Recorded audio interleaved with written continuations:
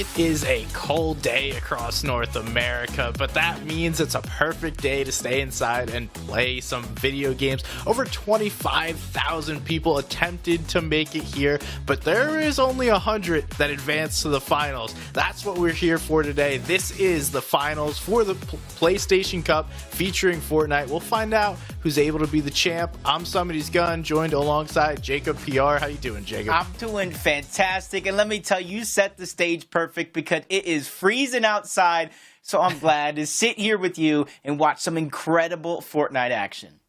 Yeah, hopefully all these players warmed up because they have a lot to play for. It's going to be an intense battle, and we saw EU just wrapped up. Shout out to Zeldris. Congratulations on winning the EU Cup, but now it's time for NA. We have to talk about the players, the format, the prizing, all of that good stuff that we have in front of us. And we just mentioned it, but we had 2 rounds of qualifiers just recently, and this is Battle Royale build style. 100 players in a set lobby of 6 matches. Winner goes home the champion. Yep, with 6 games to be played. You guys know how it goes. You have to make sure through and through that you're standing tough. You can have a bad game, but you have to make sure to stay mentally strong because, as you know, you get points for each and every one of your placements in these games, starting at 75th points. Each elimination is 2 more points added on to your total. So don't fret, SBG. If you find yourself down in Game 5, Game 6, through eliminations, you could find yourself in a comeback road. And we've seen plenty of those pop-off games, especially later in tournaments when players think, hey, I need to make something happen, I have to make up for this, and then they just pop off and get these big elimination wins. We'll have to see if anyone's able to do it here today, but it's not just placement and eliminations anymore. No. Fortnite has gotten way more advanced. We now have forecast towers as well as Rift Island. Claiming the POI on Rift Island grants you 15 points, where the forecast tower grants you 3, and a little bit extra for the forecast tower, Jacob. Yep, and it's not only about the points though with these mid-match objectives. You capture Rift Island, you're on top, you get to see the playing field, get your surge, there's a ton of loot up there as well, but I think the most important is the forecast tower. It might only be worth 3 points, but you get to see the next zone, and this solo competition with 100 hungry players running around, being able to see the next zone and set yourself up for where you're going to rotate is very, very important, and it's probably one of the most important things you're going to do with or without the forecast tower. Yeah, that's a great point right there. And let's look at what these players are playing for today. We have $2,500 going to first place, $1,500 to second, and $1,200 to third, with everyone that qualified to this finals lobby making $100. That's a lot of cash. Yeah, and you got to realize it starts at 100, like you said. Each and every one of those placement thresholds gets you more and more money. So in Game 6, you find yourself in 20th place. You might be out of reach in first, but there's still hundreds, if not thousands of dollars up for grabs. So I want to see every one of these players hang on to the very last moment and not let their mentality get them down. You got to be able to stay strong through and through, because that's exactly what champions are realistically made of. Yeah, 100%. It's not about who is able to have the best singular game, but who's able to be the best throughout 6 matches, and that's what it's going to come down to. Although, towards the end of the tournament, like you mentioned, there's still tons to play for. And if you guys want to catch up on anything PlayStation tournament-wise, make sure to check out the YouTube. It's down below. You can check that out. Go possibly watch yourself. Maybe you get yourself in a little highlight reel afterwards in the PlayStation channel. So go give that a shout. Yeah, you definitely do. I'm actually going to go ahead and check it out. Not to watch any of the game. I just want to see myself talk. That's what I love to do. I'll listen to you talk all the time, but let's talk about some players and who is going to be competing today. Like we mentioned, we had 100 players qualify to this final, and here is the list of players. We have some of the best players in the world, and then there's some that you might not have heard of yet. So Jacob, kind of talk to me. Is there anyone that stands out to you or someone you're looking for throughout the day? I mean, I already see a couple names on that first page. We got Chaos Gaming, we got FNCS Champion Bolts, but I could talk about the names I know all day long, but I'm more interested in the names that I don't know, because every single time I turn on the PlayStation Cup featuring Fortnite, there's always somebody I'm like, who is that? I need to know who that is, because he is popping off and he looks like the next generation of Fortnite. And as you know, you said it yourself, I think right now we're in the midst of a new generation of up-and-comers. Yeah, I like to think of this as the second golden age of Fortnite. We've seen plenty of Fortnite players that are competing and competing well, blowing up at the moment. I mean, two names just to mention are Asian Jeff and Cooper. Just over the past few months have become household names, and that's what these players are trying to do. You win one tournament, you start pushing that content. Everyone starts being like, whoa, that guy's crazy good. I need to go find him. And that is where players start to stand out, and that is exactly who we are looking for today. Who is going to stand out and make a name for themselves? Yeah, I'm looking at you, Nate. I'm looking at you, Nate. LOL. You're the last name I saw on the list right before we switched. But man, that's all it takes. It's just one pop-off moment. And we've seen it so many times throughout the history of Fortnite. And I feel like we're going to see some big pop-off moments here today. It's just a matter of who. Oh, we definitely will. And not only that, but this is about to be a great year of Fortnite. We're kind of just kicking it off. So if you guys want to get involved in any of these tournaments that PlayStation puts on, make sure to go to compete.playstation.com. You can go see what's going on, what the most recent tournaments are, and get yourself involved, because I'm sure you guys are thinking, oh, $2,500 for first place. I would love to do something like that. Yeah, I get asked all the time, how do you compete in the PlayStation Cups? How do I know when the PlayStation Cups? Well, now you can't say I didn't know anymore. SBG just filled you guys in. Yeah, and maybe you like to get a Discord notification when things happen. Go ahead, scan that QR code, join the Discord, and you can also maybe chat with some people. Say there's a duo tournament that comes up. You need to find a teammate. You want to find somebody to play with in general. Just go ahead, talk to other people in the Discord and figure out what works for you. Yeah, this is the simplest way to make some friends, and who knows what will happen, because throughout my history watching Fortnite SBG, the amount of duos that you like, I didn't know they would do it together. They look like two separate beings. They look like they wouldn't get along, but then they find out that they are the perfect match, and they end up popping off, winning thousands upon thousands of dollars. Yeah, they definitely have. And like I just mentioned, it's the beginning of the year. You probably are looking for people to play with, looking for some teammates. So this would be a good way to put a staple and start on the year. Make sure, hey, if I'm looking for teammates, guys, I just won this PlayStation Cup.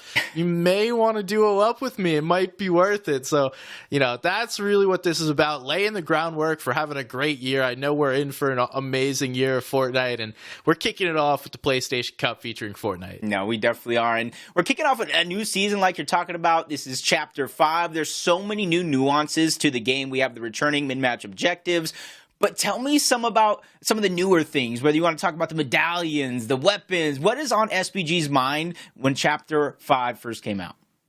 There's a lot on my mind, if I'm being honest with you, because I think the weapon mods are the biggest one. Okay. Most players are kind of going to trend in a similar direction with the weapons. There's some weapons where you want extended mags. There's some weapons you want the speed mag. So it depends on what weapon you're using is what mod you're going to try and choose. But granted, not every player even has the option to choose the weapon mod, so it'll be interesting to see what players prioritize. And then once we get into these end games, I want to see what players are holding in their loadouts, because that's kind of something that I've played around a lot in my head, like what the ideal loadout is, but I don't know until we start getting into these end games if that's actually going to work. But what about you? What are you looking forward to? I'm looking forward to those medallions, those POIs that the medallions spawn at. How many players are actually going to be brave enough to go and try to secure one of those medallions? Obviously, you get the mythic loot along with it, and then some of those even spawn with the workbenches in which you're talking about. So there's a lot to gather at those POIs. They're kind of scattered around the map, and it all depends on which weapon you actually want to pick up.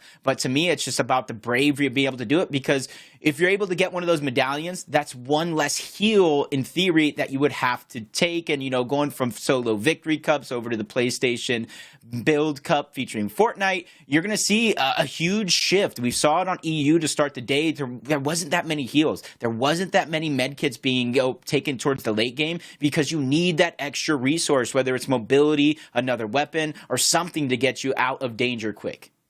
Yeah, I think that was the one thing that stood out towards the EU Cup. It looked like everyone was looking to hold the grappler. You needed that for the movement. It was way too difficult to rotate. So whether you're able to find it while looting, or you just fight someone for it, eliminate them, steal their loot, and then use that moving forward, that's kind of the key to victory from what I've seen. Is being able to navigate those end games with the grappler has been so successful and saved mats, saved HP, and allowed you to make those rotates a lot easier. Yeah, it's exactly true, because this is solos. It's so easy to kind of get caught off guard, especially in those moving zones where you're running out of mats, low on resources. The grappler is going to be able to either save a lot of those resources or have you a little less worried throughout that rotation, because you're able to kind of zip your way from point A to point B in order to get to where you want to be. But it's just about, can you get the grappler? Are you going to be able to use it? Are players around you just going to let you rotate for free? Because they're going to have that same decision, especially if they're out of mats, out of resources, low on Storm Surge Egen. There's so many different possibilities that I think this season allows for a little bit of flexibility when it comes to the loadout.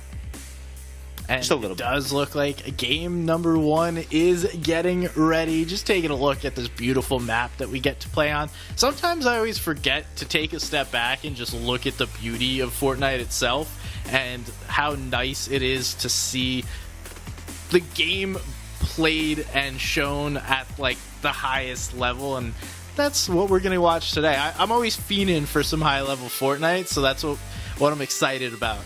No, I'm excited as well. We got right now Snooty over here. That's one of the medallions. You get that mythic shotgun, be able to pack a punch rather quickly. But you can see a lot of these players, especially if you look at the left of the map, have different ideas of where they want to land. They don't want to just go for what people would think the most overpowered POI is. They want to be able to set themselves up, play the full 6 games out, because it's about consistency overall, not just one pop-off game. Yeah, I think that's a huge key, is setting the tone early for where you want to land in this tournament, because the players that don't necessarily have a game plan for a drop are at a huge disadvantage versus the ones that do. And not only that, the players that have fought off spawn at their POI so many times, like if you're just constantly playing ranked and fighting for your POI, you have such a big advantage versus the other one. So I'm looking forward to seeing some kind of new techniques, some new strategy coming out from these players, and honestly just showcasing their knowledge of the game. So I'm always a big fan of the 200 IQ plus plays. Yeah, I'm seeing Chaos Gaming kind of looting up. Throughout my history watching Chaos, he's not afraid to take these off-spawn battles. Does come out on top a good portion of the time, but fighting from the low ground, not a lot of builds to work with. You see him trying to close the distance rather quickly. A very brave game plan from Chaos to start off, but if this one works out, he's going to have confidence. Oh, it's just going right for it, but not able to hit that big shot just enough. yeah. Rizzy gonna be able to take the first elim that we get to see of the day, and gotta feel good after that one. Yeah, there's not a ton of loot where they're actually landing. It's a little bit of a split drop. There's about like 7 chests directly towards that building, so it's not a lot of loot to fight over, and already a third party is already trying to interrupt. And you know as well as I do, when you hear those shots into the distance, especially off that spawn, you realize the resources are probably low. Now's my chance to pounce, and that's exactly what he's trying to do. Take advantage of time while he has it. Trying to close this gap, and that player quickly went from being so aggressive to slowing this fight down a little bit, not knowing if they actually want to take it. And this fight's appearing to stall at the moment.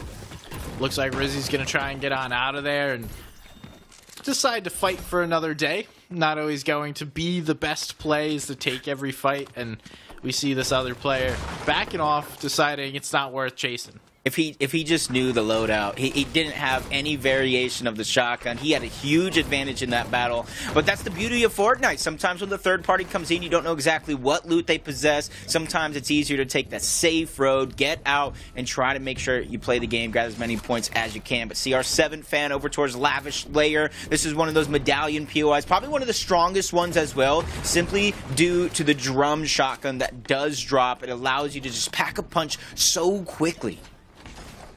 I feel like most players undervalued that auto shotgun right off the bat, but I think now a ton of players have realized, well, when we're in late game and I have to jump in a box, I would much rather a shotgun that just continuously shoots versus one where I'm going to have to hit one shot. So I have seen a lot more players picking up the auto than I expected to at first, and I like the constant iterations of this game and the knowledge by these players. Yeah, it allows flexibility as well in the play style for a lot of players, you know, playing the box fights, trying to go for the one pumps versus just trying to get in your face with the frenzy auto shotgun, try to end the fight rather quickly. Sam, you can see him not really having a ton of loot. going ahead and popping that big pot just a little too soon, not getting the most out of it. But for him, he's just trying to move around, not let his opponent know exactly where he's located, so that way he can try to survive. And now that he has that grapple that we're talking about, he's just trying to get out, set himself up. He has loot that he's happy with for now, and you know as well as I do, it may not be the best, but surviving to gather that loot elsewhere on the map, I think is the play. It's enough to play with, and that's really all that matters. Get a loadout that you can at least play the game with. But we saw right there, we haven't talked about how now heals work slightly different. So like big pots, med kits, they take a second in order to start popping. As we see, Vortex gets a big shot there. I'll finish my thought in a second after this fight takes place. But Plasmafy putting pressure on Vortex, and it looks like he's going to try and close this fight out. Yeah, he's trying to take advantage very, very quickly of the damage that you put down. And sometimes that is a huge battle here in Fortnite, being able to end those fights as quick as you would hope. Plasmafy is going to stabilize, probably even try to disengage, but from one fight to the next, CR7 fan quickly tries to edit the comb, but doesn't get the floor, quickly gets sent back to the lobby in game number 1. Able to get that elimination. Little trade. That's why you don't jump in boxes, my friends. But Glow now looking to go for the vault. Already able to get that mythic shotgun and in a good position to play this out. Needs to be careful though. People like to sneak on you when you go in those vaults. Oh, on the map, gets taken down, and that's just kind of one of those unfortunate circumstances that happen. You're just trying to loot up, you're trying to separate yourself, just trying to box up, just kind of play the waiting game for a lot when it comes to the zone. But other players kind of see that as a sign of weakness. They see you boxed up very, very early, not trying to fight, and that's when they try to attack. We talked about mid-match objectives, and we're going to see the first player claim not only 3 points, but the forecast tower. That's what I'm mostly interested on this player, Dirty Karim, is how he's able to play with the forecast tower from here on out. And we talked about how valuable it was when we saw Dirty Karim already deciding he needs to prioritize this. So before the players even came out or the NPCs even spawned, he had this already boxed. He knew they were going to spawn there and quickly drops it down so that way he can keep control of it. Just a really smart play, and players continuing to prioritize that throughout these games is going to help them be super successful. Yeah, you see him just trying to loot up, but even though they know the forecast tower is already captured, they're just trying to see what loot is left behind, gather the same type of material. Bolts, talked about him to kind of start the show. Not necessarily looking the most strong in terms of his entire loadout. Still needs some HP to gather, but he's a player that knows how to work with less. Definitely does, and we're going to see a lot of players holding that burst SMG just like Bolts was. I think, to me, that's the best weapon in solos. It has good enough range to put damage out from a distance, and then when you get in kind of short to medium range, it is by far the best pressure weapon at the moment. Although we can see what Scary Eagle's holding, as if you could put a drum or a speed mag on that, it is going to be super valuable, but generally, I'm going burst SMG. Okay, but if you're on this weapon, are you going drum mag, or are you going speed mag that tries to go for a sneaky shot? Scary, I give him all the credit in the world because he has to rotate in a whole nother direction. He has the grapple, so he's able to get a couple of those shots just in case Storm Surge is going to be prevalent in this match, and then he continues on with his journey. The big thing I'm going to watch out for is now he's given away his position, and with still some rotation to go, it leaves him susceptible to not only shots for the player on his left, but now there's two players in front of him. Yeah, they're going to be looking at gatekeep just a little bit. They hear the shots, maybe see them visually on their screen. But actually, neither player, none of them are looking his direction, so he should be able to move on over here, get himself in a good spot. As Patek looking to make a shot here, has some damage, but nothing significant on this player. Slowing the fight down now as multiple players start to engage from distance, closing this gap. Yeah, and I like the way he's kind of aware of the possibility of so many players being around, because it's easy for him to just try to go in, end the fight, get what he can out of it, but you have to be aware that it's not as simple as it looks. It's not just a 1v1. There's 72 players still left on this map, and shots can come from any direction at any time, and right there is proof in the pudding. He just gets taken out, but with that medallion, what he's trying to do is just stall for time. It only heals to about 150, so he's just trying to get the 50 shield from the medallion and then pop that big pot afterwards so he can get full shield and HP. being able to create that distance, put a few walls in between you, and just slow things down is super helpful. And we see WeHitDo's able to get enough distance and enough time to be able to get those heals off now. Gonna pop the big pot, so as healthy as they can be, minus a couple of HP, but we won't harp on that for too long. Now the rotations are going to have to start to come through. We're seeing our first zone. We're going to wind up towards the west side of the map, and Dorito already looking to play for a combat cache, as we know they're slightly less valuable than they've been in previous seasons, but I still think there's a ton of value in them. Yeah, you can at very minimum get some metal, which he only has 114, so you can kind of think in theory craft. He's after the extra shields, he's after the material, and then since he's kind of in the center of the zone overall, that allows him to kind of just sit in that position, not really make too much noise, let those players around him rotate, because they realize the cache is his already. He's no worth fighting for, especially in the solo competition with so many third, fourth, and fifth party opportunities literally inches nearby. It's a dangerous situation when you have all those players. You got lurking eyes just trying to figure out who's nearby, and we see Patake already using that new item, the Flowberry Fizz. Came out somewhat recently, gives you that low gravity as well as 5 shield per second. And if you had a teammate, we're playing solos, but if you had a teammate, it also heals them. There's a 0 gravity as well, as Lennox doesn't need any of that. Lands a huge shot to start off the fight. Ends it just as quickly as he started it. Not only does he get it refreshed in terms of his mats, but you can see the heals as well. A lot of options here. And he has a bunch of time as well, since he doesn't have to rotate. A lot of these players getting dropped off of the map very, very early on. But SPG, as you know, it's only game number 1. It's very, very early. So if you got eliminated at this point in the game, what are you probably thinking? What are you doing to prepare for game 2? I'm watching. One, I'm going to go watch how I got eliminated so I can learn from exactly what happened. And then secondly, I'm going to go watch the rest of this game, see how the top players that finish in this game are doing it. What are they holding in their loadout? What's their positioning look like? How quickly are they farming their materials? What are they focusing on? There's so many things you can learn from, and just because you go down early doesn't mean this game is over for you. It's time to think about next game and start learning from this one. I like that. I like that. Next time I'm playing a solos competition, I wrote down those notes. I'm going to go ahead and see if it helps me. I need all the help that I can get. Pate's in a different position, already won elimination. See him spreading the loot out, leaving it behind, because you see he's just trying to grab those berries. That's going to allow him to quickly get his shield up, and you can see him backtracking in place to back to that fizzberry juice. He's just trying to go ahead and use as many of the resources around him to the most optimal way possible. Yeah, it's smart. Try and hold it. Sometimes that is not the right play, because that inner loot goblin, you're trying to save some heals, you wind up spending more. Luckily for him, and I say luckily, he probably did enough scouting to see there wasn't many players nearby, so it's worth it to go get a little greedy, grab those extra shields, and then go back to your box and chill. But here's our first Rift Island. We're going to have to see who tries to capture this, because you get a lot of points. We talked about it earlier. It's 15 points for capturing that. That is half a victory royale.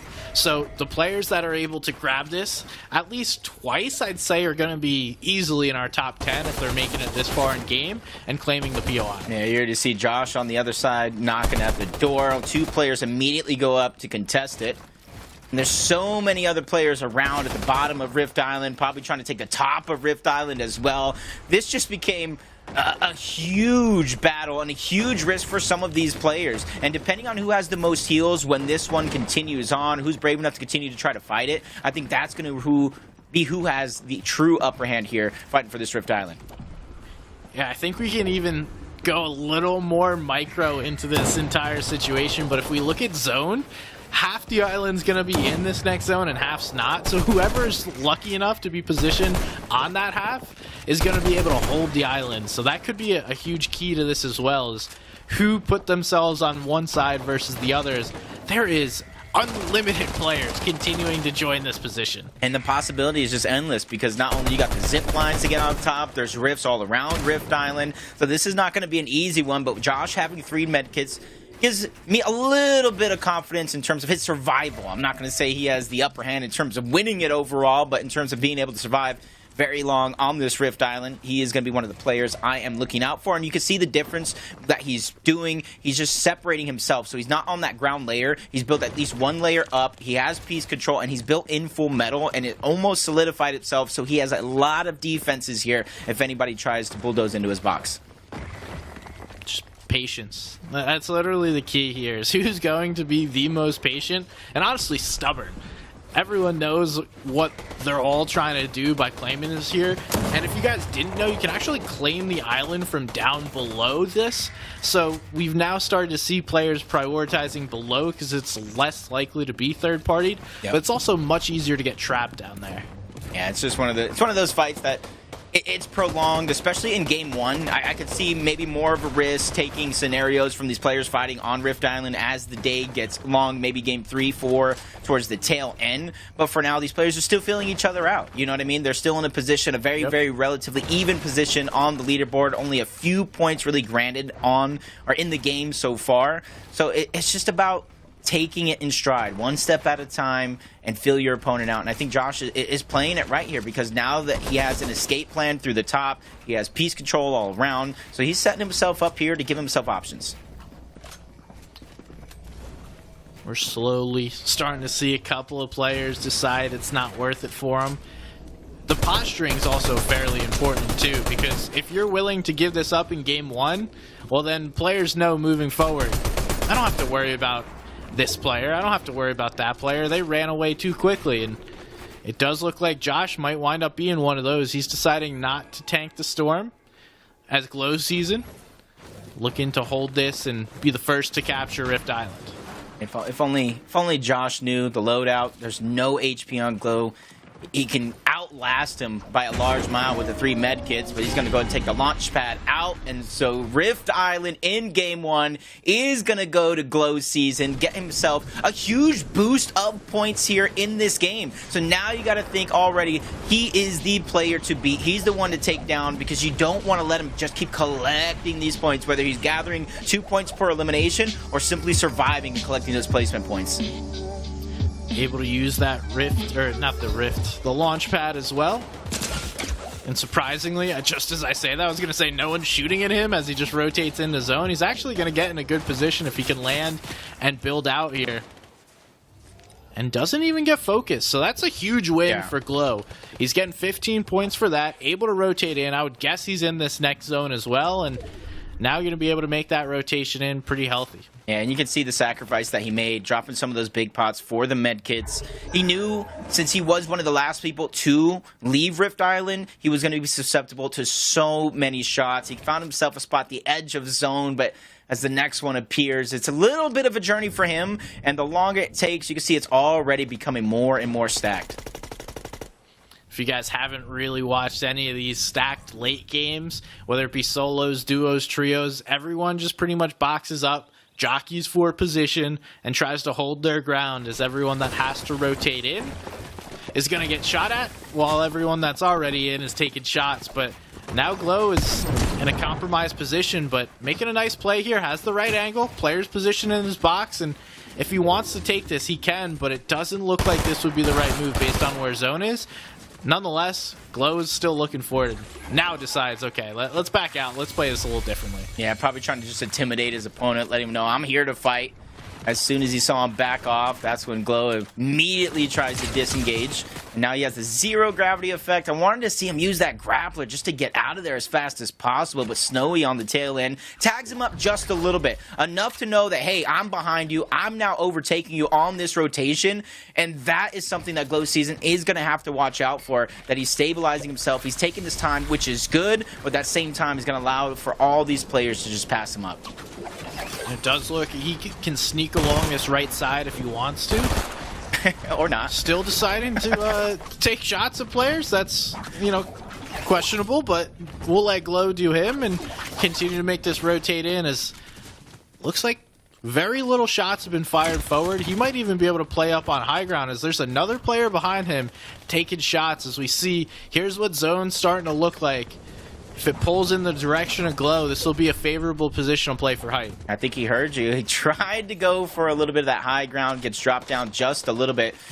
But the unfortunate thing for Glow here is even though he can still try to play this one out, try to play the long game, if you look at his resources, not necessarily his health, but his mats, he knows the eventuality of him having to go for a refresh is huge. So now he's just trying to heal up, get himself to 200 HP and shield combined, and maybe try to get it on one of these players that are going to have to rotate here in a few seconds.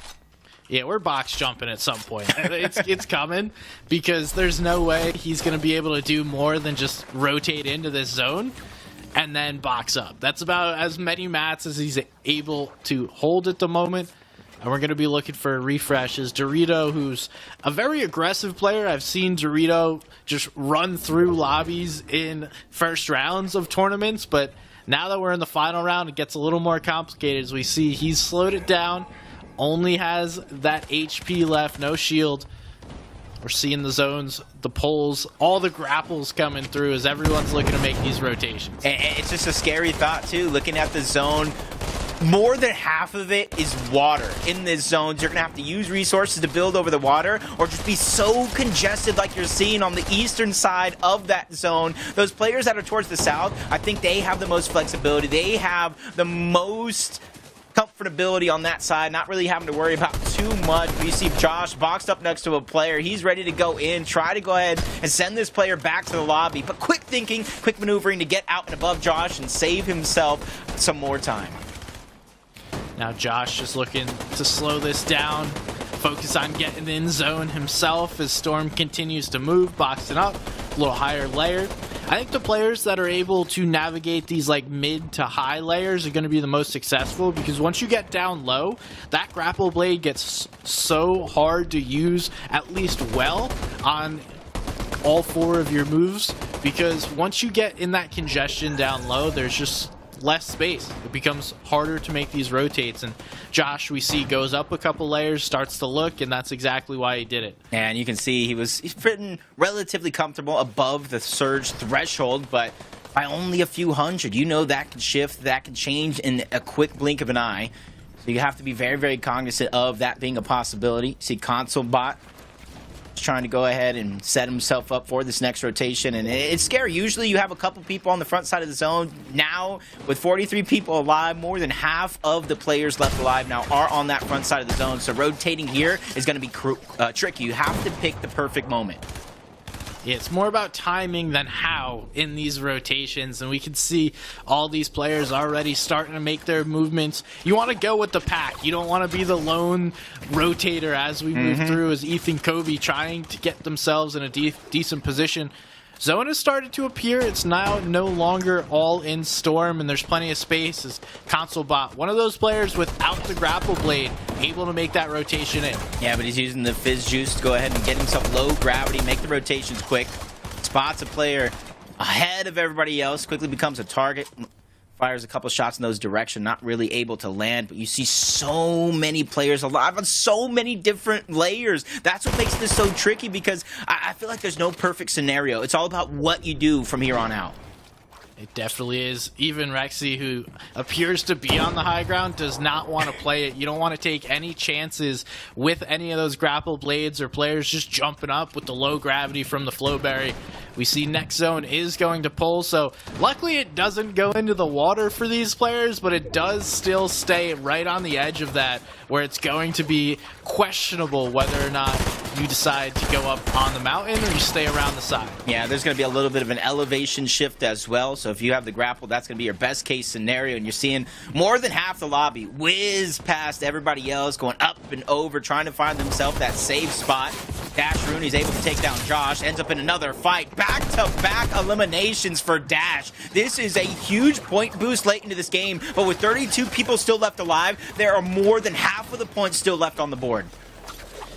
Able to take down Lennox there. That's 2 eliminations for him, and also that big refresh that's going to allow you to still stay here. Rexy able to put himself on the side of zone. This is exactly where you want to be. He's in a good spot. Going to be able to rotate through on this left side if he needs to. We're going to see just in 7 seconds where the next zone's going to pull. We're down to 30 players as we move into the final zones of this end game. It's going to be tricky. Picking that perfect moment is huge. You see Rexy just biding his time, peeking through the cone. Information here is going to be be important. He sees not only players positioned directly to his right, but below him as well. Noisy doing the same. Find a quick elimination onto Yan. Goes for the loot before he makes his next rotation over.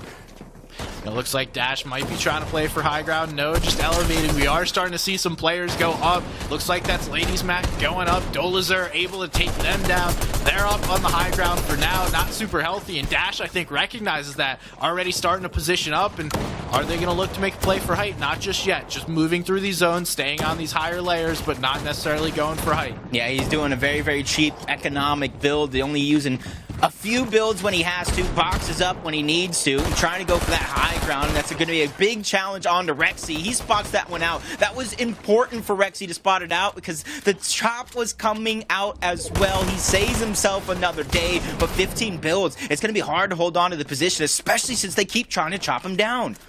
Rexy's desperate now, just looking for a refresh, trying to find something for free, hopefully not having to put too much work in. Luckily, he is not being contested for this high ground position, but now there's a player on his wall. That fight could mean everything for him as Dash finally does go up, able to save a ton of materials, uses the count cone to try and stay above, but he gets coned himself. Dash now going to give this up as he goes front side, and there's not much left to play for height as now it's Rester up top. Yeah, perfect play from Dash to give that one up. Fortunately, it came at a cost, but he's still not giving up on chopping down that high ground. Another player comes down, but the grapple's going to be able to save him. And instantly, you see him go right back on up to try to solidify it yet again. Dash still somehow staying alive. Not much left in his inventory, but he's got enough. He has those floppers if he wants to play for heals. And we see so many players going down, wall to wall. They're running out of space in order to be able to fight for it. We see your bro Ken already trying to play for some space, and now it goes down. Sam Nerd's able to get one, but Rise goes down right there. And now there's only 9 players remaining. That was still a good amount of points, even though he got taken out simultaneously. Top 8 we go. Ken's going to be one of them. Fizzberry Juice coming out, trying to give himself the zero gravity, making rotation easier. But if you look at the sky, there's one man standing tall. It's Glow Season. He has a stranglehold over the game. He just needs to be able to close this one out. He does, but there's not much left to be able to close this out. He's got a couple of builds, and if he gets chopped, he's trying to slow himself down, drop down. He is able to get another elimination. Shout out to the Storm for that one. We see the pressure coming from up above. He has plenty of ammo if he just wants to spray, but he goes down. He's able to get another elimination. That gives him some materials. It looks like it's just Siphon. What can he do with this? He's going and trying to stay ahead of the zone. He knows he has no HP. Here's the 2 players falling. Takes down Yasir, but instantly gets dropped by Reset, who takes the game with 2 eliminations. What a game there. Glow Season having an absolute pop-off game, but Reset able to get that elimination, get the win.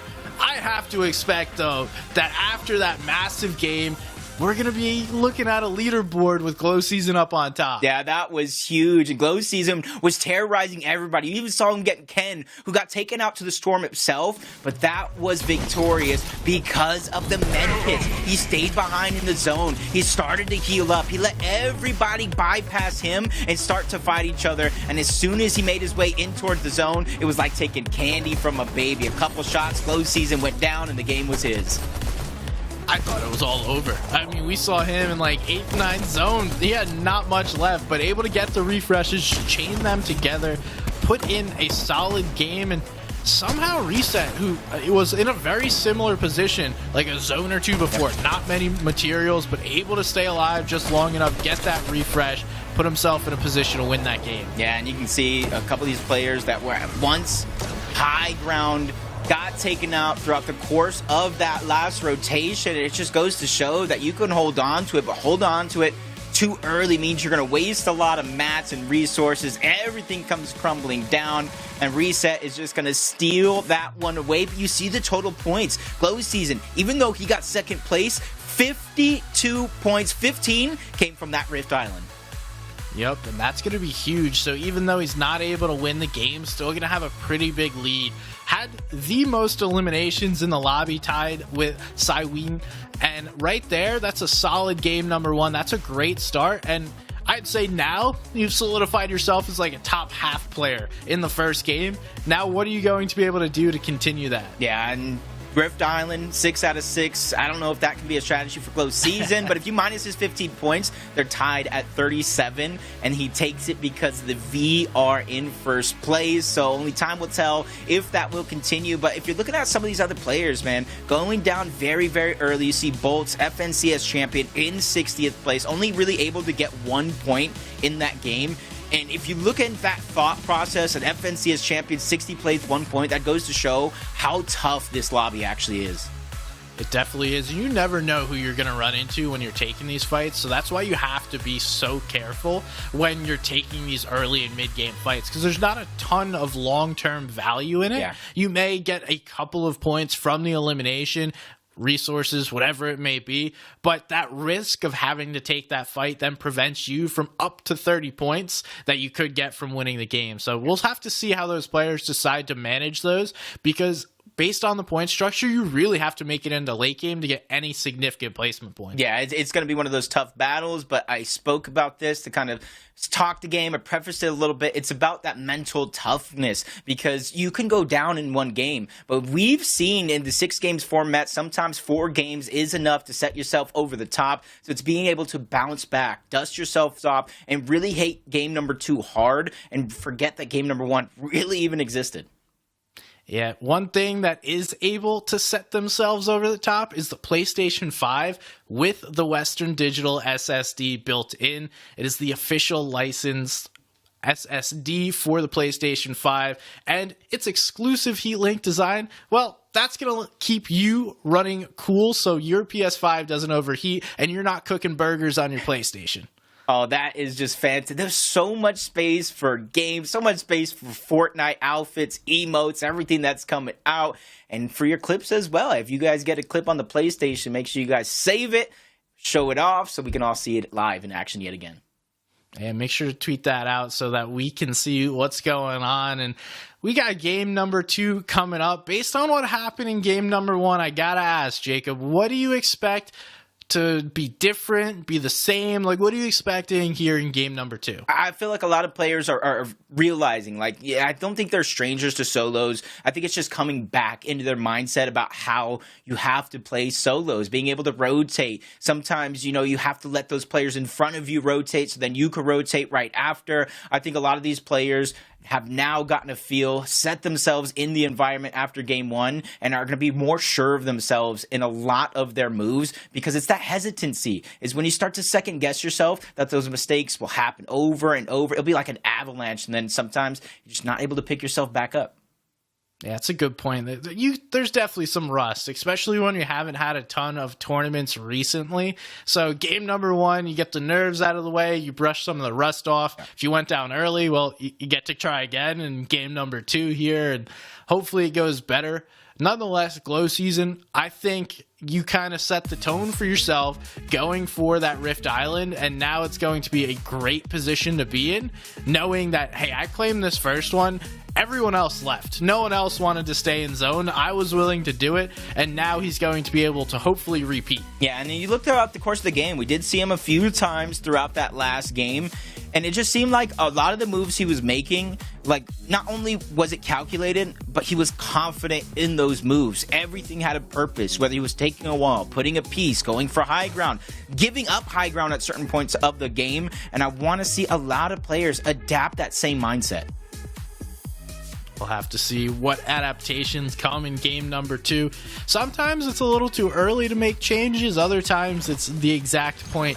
We see the map already starting to get spread out. Everyone choosing their location. Based on what I've seen, Lavish Lair is the most contested POI at the moment, along with Fence and Field. So those two are going to be the most difficult. And our game 1 leader, not the winner, but the leader after game number 1, Glow Season, is already in a position to be playing for that Mythic once again. Yeah, was he the one that got it off the rip? I don't even think he was the one that initially got, because you can see where he's landing towards Lavish Lair. It's on the south side. That's more towards the reboot. There is loot, but most of the loot is towards the actual house and the little one that's right behind it, in the roof more particularly. So it's an interesting strategy for Glow Season to just play the outskirts to start this game off and then try to third party. But it does look like, I was going to say somebody's nearby, but I got tricked by the bot.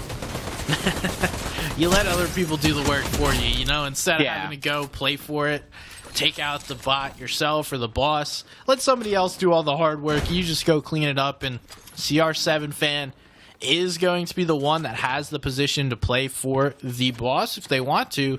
Otherwise, we may see this get stalled out and delayed for a little bit longer. Yeah, and with 30 chests over towards Lavish Layer, a workbench, the Mythic, you can see why it's one of the hot POIs to kind of drop at. You see Glow Season, slowly but surely, trying to make his way over, but I think he's going back to the old tricks. What worked in the past, he's going back to that vending machine. He's trying to get himself gold, so that way when he eventually goes towards those workbenches, he has enough to get his perfect loadout from top to bottom, every piece, every attachment. Yeah, it's a smart point. How you maximize gold, that's a whole nother conversation we can talk about. But right now, the conversation is the piece control coming through. Zydle's trying to just get out of this box. Is every position he goes in, he gets walled off. Now going to be able to slow down this fight, find a right angle. Has all of the firepower if he needs it, but it's a matter of if he feels confident taking this fight. And based on his movements, I don't think he does. Nah, it just seems like he's playing a little bit too fancy. He's playing to survive rather than playing to win the fight. Again, another shot. Shield being dropped. Somebody else on the other side. Noisy doesn't want to give up on the damage he put out. Tries to go for a P piece. Go ahead and predicts where he's going to go. Almost goes down. That was close for Noisy. That was close, and it almost makes me wonder if he just played offensively on the other side instead of just trying to run away. And Noisy just jumps right in. I don't know that that's the right play. That's not how I would teach it, but it works at times. Sometimes players just are too nervous to be able to confidently play, and if you're putting enough pressure on them, you'll see them start to get nervous, and you'll hit the shots they won't. That's kind of what happened right there. Is Cloudsy's now looking to play for exactly what we talked about. We see On One up above, Glow Season in the distance. Cloudsy doesn't necessarily want to make this move, put himself in a poor position. Yeah, you almost, with so many players around, you almost don't want to be the one to start the fight either. It does take a couple of seconds longer than usual. The NPC does regain health, but Glow is just biding his time. Look at him playing so careful, and his position right now is not even being given away by the player. It's the bot who's giving away his position, so Glow knows that one to be true, and you can see him reposition himself. He still wants his position to be hidden. Yeah, not necessarily committing to it yet. Also not farming the materials that I would expect players to need. Yes, you'll be able to get materials later on, but if you get in any kind of prolonged engagement here, you're going to run into issues where you're 1 or 2 boxes away from having to make a final stand. Yeah, he's questionable, I would say, but no, I'll give him the credit, SPG. He's won Game 1, or he's gotten in first place, 52 points, got Rift Island. Dry cereal, maybe he needs some milk right now because he is just getting attacked, pounced on. I do believe that was Dasher Rooney I might have saw on the other side. Of Dasher Rooney, we've already seen some big eliminations in Game 1 alone, and with an isolated fight on the side of the map, I don't think this is one he wants to give up too easy, but I might have spoke too soon because it does look like he might just probably be the gatekeeper. Get ahead of Dry Cereal and try to hold him out. Yeah, it looks like both players are just going to look to make that rotation instead. Tune back into the battle. Seems like a never-ending battle over at the Lavish Lair. CR7 fan On One. Looking for a little angle here, a position to play from, but nothing as of right now. Having to back off yet again. Glow Season going to be the one that claims the Mythic. Everyone else going to have to decide whether or not it's worth it to fight him for it. Yeah, take note, though, of Glow Season's rotations in and out a lot of these builds. He's going every single time into his old builds. He's making sure he has safety, making sure that he has the piece control. And that's going to be very, very important to be able to survive in a fight like this with so many players around, especially since you're outside of the zone. It's not a worry for now, but give it another couple minutes where everybody's going to be forced to rotate side by side. It does look like some players are even starting to move out here, so the patience is paying off. This could possibly be a time where we see Glow Season just relax and chill, focus on that farm, and it looks like CR7 is doing the same one. Both players spent enough time fighting earlier in this game where now it's just, hey, we got to relax. We got to farm some materials. We got a lot more video game to play. Yeah, and they already know that the medallion's already gone. But you can see Onwin probably in the back of his mind. Now, obviously, this first priority here is going to be farming, get the materials. That's something that's very, very pivotal in Fortnite, obviously. But for him, he could be waiting for that vault to open so that way he can have access to that workbench, go ahead and upgrade his loadout, maybe anything that might get left behind. Definitely does have options here, and since he has the medkits, in theory, he could rotate away, make it look like he's leaving, and try to backtrack towards that same workbench. We'll find out what he does later on in the game, but you can see how active everything is around the map. Every POI. Yeah, everyone needs to be making moves. It's not good enough just to sit here and rest on whatever you've done already as we tune in with Day. You know who this is, right? It's our boy Deshaun.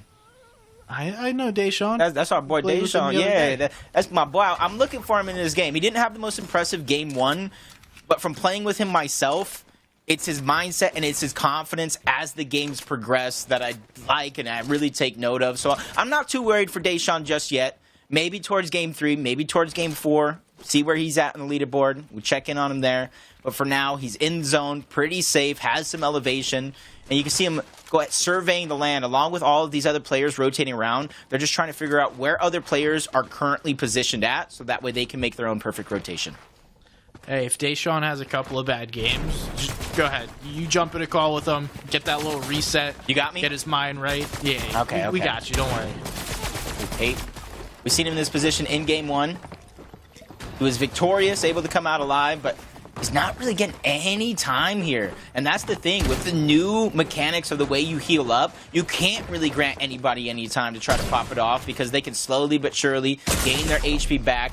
Page is getting attacked from all other angles. Third party even coming in. He needs to try to figure out a way to kind of solidify himself in a position, but he's also running out of builds, SPG. A few seconds, that fight could be over. Yeah, the pressure from Bolio is just relentless. Not giving him a moment to even pop a big. Had to cancel a couple of them. Now able to get at least a little bit of HP here. And shout out to those third parties. If you know who this is when you're hitting the VOD reviews, go give them a thank you afterwards because they probably just saved you here. And more than likely, for one, it's not fun for him, but on the other side, it allows him to breathe. Yasir takes a huge shot, and Yasir is one of those players that he's not scared to fight, but being down 75 shield to kind of start it off, this is where he is going to try to play a little defensively and try to pop a couple of those big pots, getting himself back up to fighting shape. We see those players are starting to try and fight for the combat caches. That's why a lot of these mid-game fights are happening. Players aren't necessarily looking to take random fights with 30 players around you, but when there's something at stake, such as the combat cache, it makes it worth it. Everybody rotating. Good to see Pate back into tip-top shape, allowing himself the freedom to continue to rotate, gather as many builds as possible. And that's the thing with so many players around Pate and not enough materials, he's going to have to station himself here, gather as much as possible before he rotates, because on this next rotation, he could become a target, and he will not have enough builds to continue to hold on to these walls. Somehow he's luckily just rotating around out in the open. I don't know how this is working, but for now it seems to be the play. Maybe players think he's trying to bait him, and it's like, yeah, just shoot at me. I'll W key you. Come on. And so far it's worked, but now we're tuning in down below fencing fields. We saw what's going on the outskirts of it. Now let's go down below as Yashir. Getting in a little engagement here. The piece control comes through, but Shira able to get enough space. Now a wall at his back. There ain't much place to go. Up for forward. You see him just trying to build himself inches. Sometimes it's just one box at a time. Take that piece control back. You see her trying to do the same thing. Get as much of those resources back. The unfortunate thing about it all is that it's wood. You see him trying to sneak a shot. I give him A for effort. Unable to really execute. Takes a little bit of damage. Not too much to worry about until then. That's where a brute force comes in. Yasir being driven back further and further from that spot. Forced to retreat. Luckily for him, though, everybody's really busy in their own exchanges, their own small battles that they really can't pay attention to them. Yeah, it seems like anytime a player gets into a fight, there's another player looking to get involved as well, and then what goes from a 1v1 turns into a 1v2, v1, v2, v4, v3, where everyone's just kind of fighting, shooting one another, and no one really knows what's going on. So, nice play there from Yasir. I struggle with that one, but just get it on out of there. Don't get caught in all that craziness down at the bottom, below fencing fields. Focus on your positioning, your rotates, and it does look like that's what a lot of players are starting to do. Is fourth zone already showed itself, and we'll start to move here in a second. Yeah, and you just got to be careful, though, too, because it's like almost a fine line between rotating away from your opponent and looking weak and having them in their head thinking this might be a free elimination, a free couple of points. So it's almost a fine line, especially in solos like this. But if you look right now, Tom, even though he's outside of zone, he's not in the worst position in the world. Just north of him, you have about 5, 6, 7 players stacked up as we moved over towards Rift Island. Another grouping of 6 players over on this side of the map. Nobody very, very early on, or as early in game 1, being daring enough to go up. But it's going to be Dry Cereal who makes that daring play to get on top of Rift Island first. And it looks like no one yet wants to make that move, so Dry Cereal's going to get the opportunity to build this out. And we see this is a pretty common strategy. Build all this brick, knowing that there's a ton of brick around to replace it. It doesn't look like anyone's going to contest this. This could be free for Dry Cereal, and that would be a huge swing of points, pretty much tripling his points from early on. Yeah, I'm talking about that mental toughness to realize one game doesn't define you. About the core. Ooh, a giant cone. I like this. I might have to do this. Allows him to quickly edit out. Player lands nearby, and you see it just trying to go ahead, land a couple cheeky shots. Nothing really executing just yet. And he surprise attacks one, gets into the box, takes about 75 damage, but not really wanted to give up just yet. Has to be careful when he's shooting these shots, trying to break to the builds, because a lot of his guns are already low on ammo. And it does look like, as well as that player may have been able to start this fight, Dry Cereal is going to be the one that takes it. And it does look like he's going to be able to capture this in a second. Just needs, like, literally 2 more seconds for these players to hop out of the circle. Should be able to get this here any moment, as soon as he could push the player out of this area. You see Glow Season on your left side. He was the one who captured Rift Island in game 1. This time around, not really wanting to go for it very, very early on. Switch over to Dry Cereal. He's still not giving up. You said it yourself, just a few seconds is all it takes to go ahead and finish capturing Rift Island, get your 15 points. And for Dry Cereal, I think just as important is the resources that's going to come out. Possible medkits, because right now, that's going to be the biggest thing I look at in a lot of players is how many medkits, how much HP heals do they actually have? Oh, he's waiting for this player to make an edit here, and I think we're jumping in with this auto shotgun as soon as that wall edit comes through. Oh, but smart from the player. Go for the right side. Dry Cereal definitely sees you, that you're not hidden. Now we do see Dry Cereal realizing that. Look to play this a little differently. Getting aggressive, but not too aggressive. All he really needs to do is push Faith off for a couple of seconds, and then it's all his. But if Faith stays long enough, he's going to be able to really disrupt this and potentially cause issues. Yeah, 6 medkits.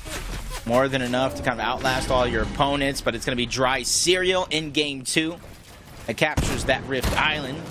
Now that it's captured, you see Faith realizing, hey, I can try to bum rush in towards this now that there's really nothing to lose. Dry Cereal with a couple of moments here. He's going to get the medkits. He's going to get the loot that I was talking about just moments ago. Yeah, that medkit's going to be nice. Probably going to take a little bit of storm damage. If I was these players, I'm waiting a little bit till Storm moves. That way you kind of have the cover of Storm to be able to make this rotation, but it does look like Dry Cereal is going to start moving on, at least out of that central area, and most players have moved out, so Dry Cereal will be the first. That was a little sketchy, Whoa. Not going to lie. Whoa. The biggest blessing is his 500 gold. and that vending machine nearby. That is going to be, if we can go back right now, if Glow Season has another pop-off game, this is the moment we're going to be looking at that really turned things around. He has nothing to his name other than a couple of those berries to go ahead and get him just very, very minimal shield, not even HP. So that is very, very impactful. And then we think back to the beginning of the game when he had those EMPs and was getting the gold out of the vending machine. Glow Season from start to finish has very, very calculated gameplay, and I think he just earned himself a new fan in me. Count me in as well. I'm a Glow Season fan, but those vending machines are huge, especially now that you know what's in them. So previously, players had to kind of guess what was going to be in the vending machines. Now, you can get bigs and med kits every single time, which is a huge value. So as long as you're able to keep some gold, and then hopefully no one else bought out the vending machine, you're able to get that little bit extra loot, just like we saw from Glow Season. You know, as good as it's seeming like he's coming back into this, he still has one job left to do. It's not get in zone, because you can already see he's already there. It's getting his resources up, or as much of it as possible, because Paytech right now, you can see that only 276 metal, right? One fight, one build fight, those builds are gone. He still needs to be able to rotate into the next 6 zones. So an eventuality is he's going to have to figure out where I'm going to get a refresh, because those builds are not going to last you very long. Yeah, that's a great point, but he did position himself in a basement, which is going to give you the most amount of material that you can farm down there, versus just being out in the open like we see Glow Season just kind of here chilling in a box.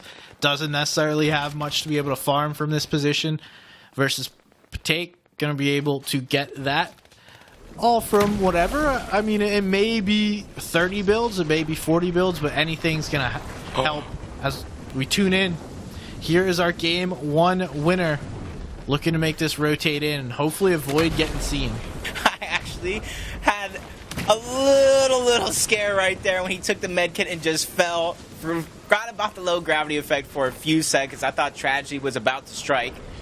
Gets the medkit off, still has some more distance to cover, and at the back of his mind, Storm Surge, 63 above. He doesn't have to worry about it for now, but if the game continues in the same trajectory, it is going to be a worry in the next couple of zones.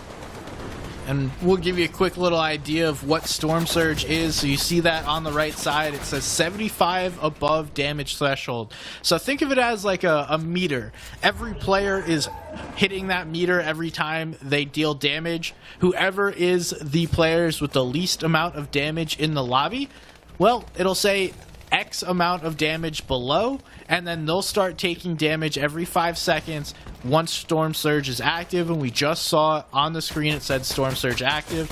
So we may see a couple of purple lightning bolts. That means a player is being damaged, and typically that tells you I should be shooting or at least looking in that direction of the player. Yeah, right now you saw over 50 people still left alive. Storm Surge has to bring the lobby down to 44 players in Zone 7. So there's going to be a lot of activity. You see it on the left side of the map.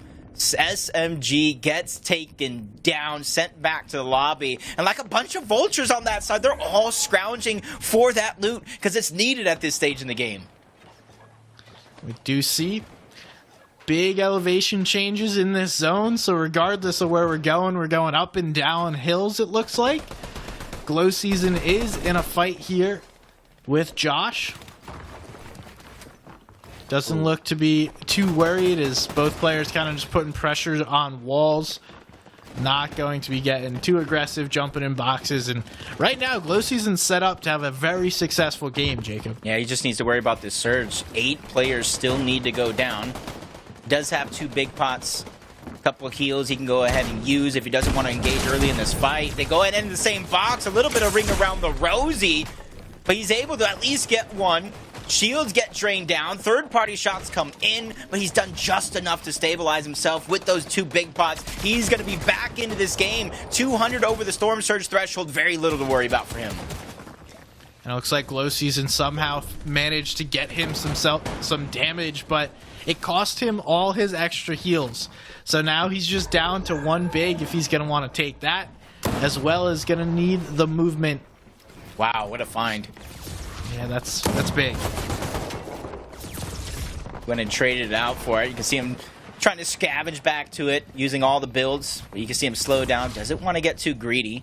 But you see he's listening to see where that player's at. He wants to go back and try to get it. That low gravity effect, the grappler rotating in this next zone, that is what he's looking for. But you can see he has to go on without it. It's not a risk he's willing to take. But with those 3 med kits, it could be an opportunity, but an opportunity gone. Clo goes down, and the chance for first place to change hands here in game 2 is real. Quixley's taking down our current leader, so now that spot's wide open. We already saw a new player take the Rift Island. Now it's Reset, who is our game 1 winner. Looking quite healthy as far as materials go, but was attempting to jump in a box in the middle of this rotate. Now we're going to go differently and just focus on the rotation. Almost in zone, it appears most players are, but Reset takes a big shot, and that's going to be a problem. Yeah, it's a definite problem. He doesn't have any shield to regain. Luckily for him, he's pretty well off when it comes to those materials, those resources, but that's only half the battle. You can see him looking around, trying to see through, figure out where these players are positioned at, where threats are hiding, spots somebody below, shooting some shots. He's taking note of that one for this next rotation. About 10 players need to go down. Zones 9 through 12, due to Storm Surge, can only house 30 players left alive. So if you're one of those that are down on Storm Surge, you have to start acting quick, because everybody's going to get to rotate from point A to point B rather quickly. Yeah, 10 players is a lot to go down too, so don't expect that to happen right away. Some zones, when it's only like 1 or 2 players, you can count on it not being that big of a deal. But now some players will go down on the rotate, but you're still taking a ton of damage as Storm Surge is being warned and will be active here in a second. You see some players, such as Sai, needing to deal that damage and just desperate, trying to find whatever he can. Yeah, you can see when it comes to the materials, well off, but that's only one part of this game. Reset, eyeing that perfect rotation. Doesn't want to go for the ultimate high ground, but he wants to use it to try to go ahead and stay away from that low ground. Sets himself up nice, trying to go ahead and break through a lot of those covers. Perfect moves have to be made because he has no heals of any kind to try to send himself back into this game. Yeah, now looking on the backside, trying to get some damage here. There's nobody really that's showing up. Couple of players zooming on past, but not really an opportunity for damage or an elimination there for Reset. We see he's running into issues. Yasir decides, this is my high ground, at least for the moment. I'm going to take it. I'm beaming kids from up on high, and those are the big shots coming through. Yasir, unlucky that none of those players are weak. Typically, you start to see them getting really weak towards this end game, but not just yet. You see her putting in that work early and then looks to play high ground once again. Yeah, perfect grapple to the front side of the zone, saving a lot of those resources and immediately looking back. That's one thing in solos, is you don't have your duo to try to protect that high ground, so you have to do everything yourself. Only thing that worries me is he's down to wood, the weakest of all the builds, so anything can come chop him down at a moment's notice, but his aggression from this high ground is holding true and holding tough. Once again, the zip line to the front side of the zone. Seer, I feel like, is playing this endgame perfect. He is, but he does need a refresh here. That's what's going to allow him to extend this. He's one chop away from going down, and then everyone looking up for height. So here comes the chop. You see her desperately trying to stay above. This is smart to stay on the backside of this zone here. Less players will be able to see him on that angle. He is going to have to play a little bit lower. Now looking to jump in, get in a box. There's a player right in front of him. He decides that's not what he wants to go for. And you see her going to look to play medkits instead. Yeah, this is what we saw Reset do to take game number 1. He staggered himself back, bought himself some time, and a sneak attack just like that. 2 more points for your Seer, and a free rotation to the front side of the zone. Trying to gatekeep as many players out. Medkit's coming out as well. High ground is on to somebody else. You see Noisy on the right side of your screen doing the same thing, but for him, he's down to his last medkit. All players face-to-face, box-to-box there in this low ground. It's getting chaotic. We do see one player able to separate themselves from the rest all the way up there on high ground. Reset can't take a tick. He's trying to find a position of get through this area. He does for the moment. No builds, no health. What can he do? There's a player popping a medkit in front of him, and he needs to hit this last shotgun shot. How is he surviving this? How has no one shot him? I can't. He's living in slow motion right now. That's all I gotta say. Somebody on the other side trying to break through. The elimination goes over, unable to really gather the loot on the tail end of the zone. He goes down, but the point gain was massive from Reset. Another solid game there by Reset, but it's Tofu looking to hit the med kits. Someone else is looking in his direction, trying to get that elimination. You got no builds left. Tofu goes down. That's Noisy picking up the elimination. He's building up the backside of zone. What can Noisy do? And it looks like it's actually Yasir's old duo. Dorito up on the high ground. He takes it from his teammate. He goes down. It's a 1v1. Only one shot needs to be hit. Not even though. Dorito takes the win. That is a huge victory for Dorito. After game number 1, some of these players may have been a little shaky, but Dorito, confidence at an all-time high, taking the high ground at the perfect moment and taking the game. That's a huge boost of confidence if I've ever seen one myself. Yeah, we talked about his fighting prowess earlier on, but it's that knowledge of when to make the play, when to sacrifice all of those materials and put yourself in a position to play for high ground. Perfectly executed, and he's rewarded by not even really having to take a final 1v1. That last player just goes down. Yeah, I like that clip by Noisy there for a moment, because the game started with Noisy getting into a box and taking down a player. And Noisy's game ended with him getting into a box and trying to take somebody out to try to get as much loot as possible. I saw the chat asking for Sid. Well, guess what? We saw Sid in the replays as well, and you're seeing just how action-packed from start to finish this game actually is. It is. Here's the final moments, though. The desperation medkit in the box, and here is our standings from game number 2. We know Dorito won that. And actually, there's a name right there in third place, Cam Slam, one of the top players, top controller players, definitely in North America, putting on a solid performance there, able to get in third place. Yeah, I think he just came off of a third-party solo victory win, so already getting those flow of the game going. Dorito, 38 points. But you see Glow Season, first place after game 1, 52 points, 17 points here in 11th place in game 2. But it's all about consistency. It's all about consistency. I think Glow Season and a lot of these players realize after 2 games, there's still more than half of the tournament left. Plenty of space to be able to put yourself up or down the leaderboard. Obviously, you only want to go in one direction, but if you're going up, that means somebody else is going down. So you have to be able to stay consistent and put yourself in a position in order to be able to make the end games. Because most of these players, if they're able to make it towards end game with about 100 mats and some heals, they're all good enough in order to be able to play the game out. It's just a matter of who gets those last few refreshes and puts themselves in that position to win the match. Yeah, it's very huge, and 2 games done. I feel like that VOD review between game 2 and game 3, whether it's the beginning, middle, or end portion of the game, is pivotal. A lot of these players are making adjustments on the fly, and if you're not doing that same thing, you're going to be left behind. Well, we'll give you guys some time to go VOD review some games. We're going to take a quick break, but we'll be right back with game number 3. Gaming is defined by moments. It is intense.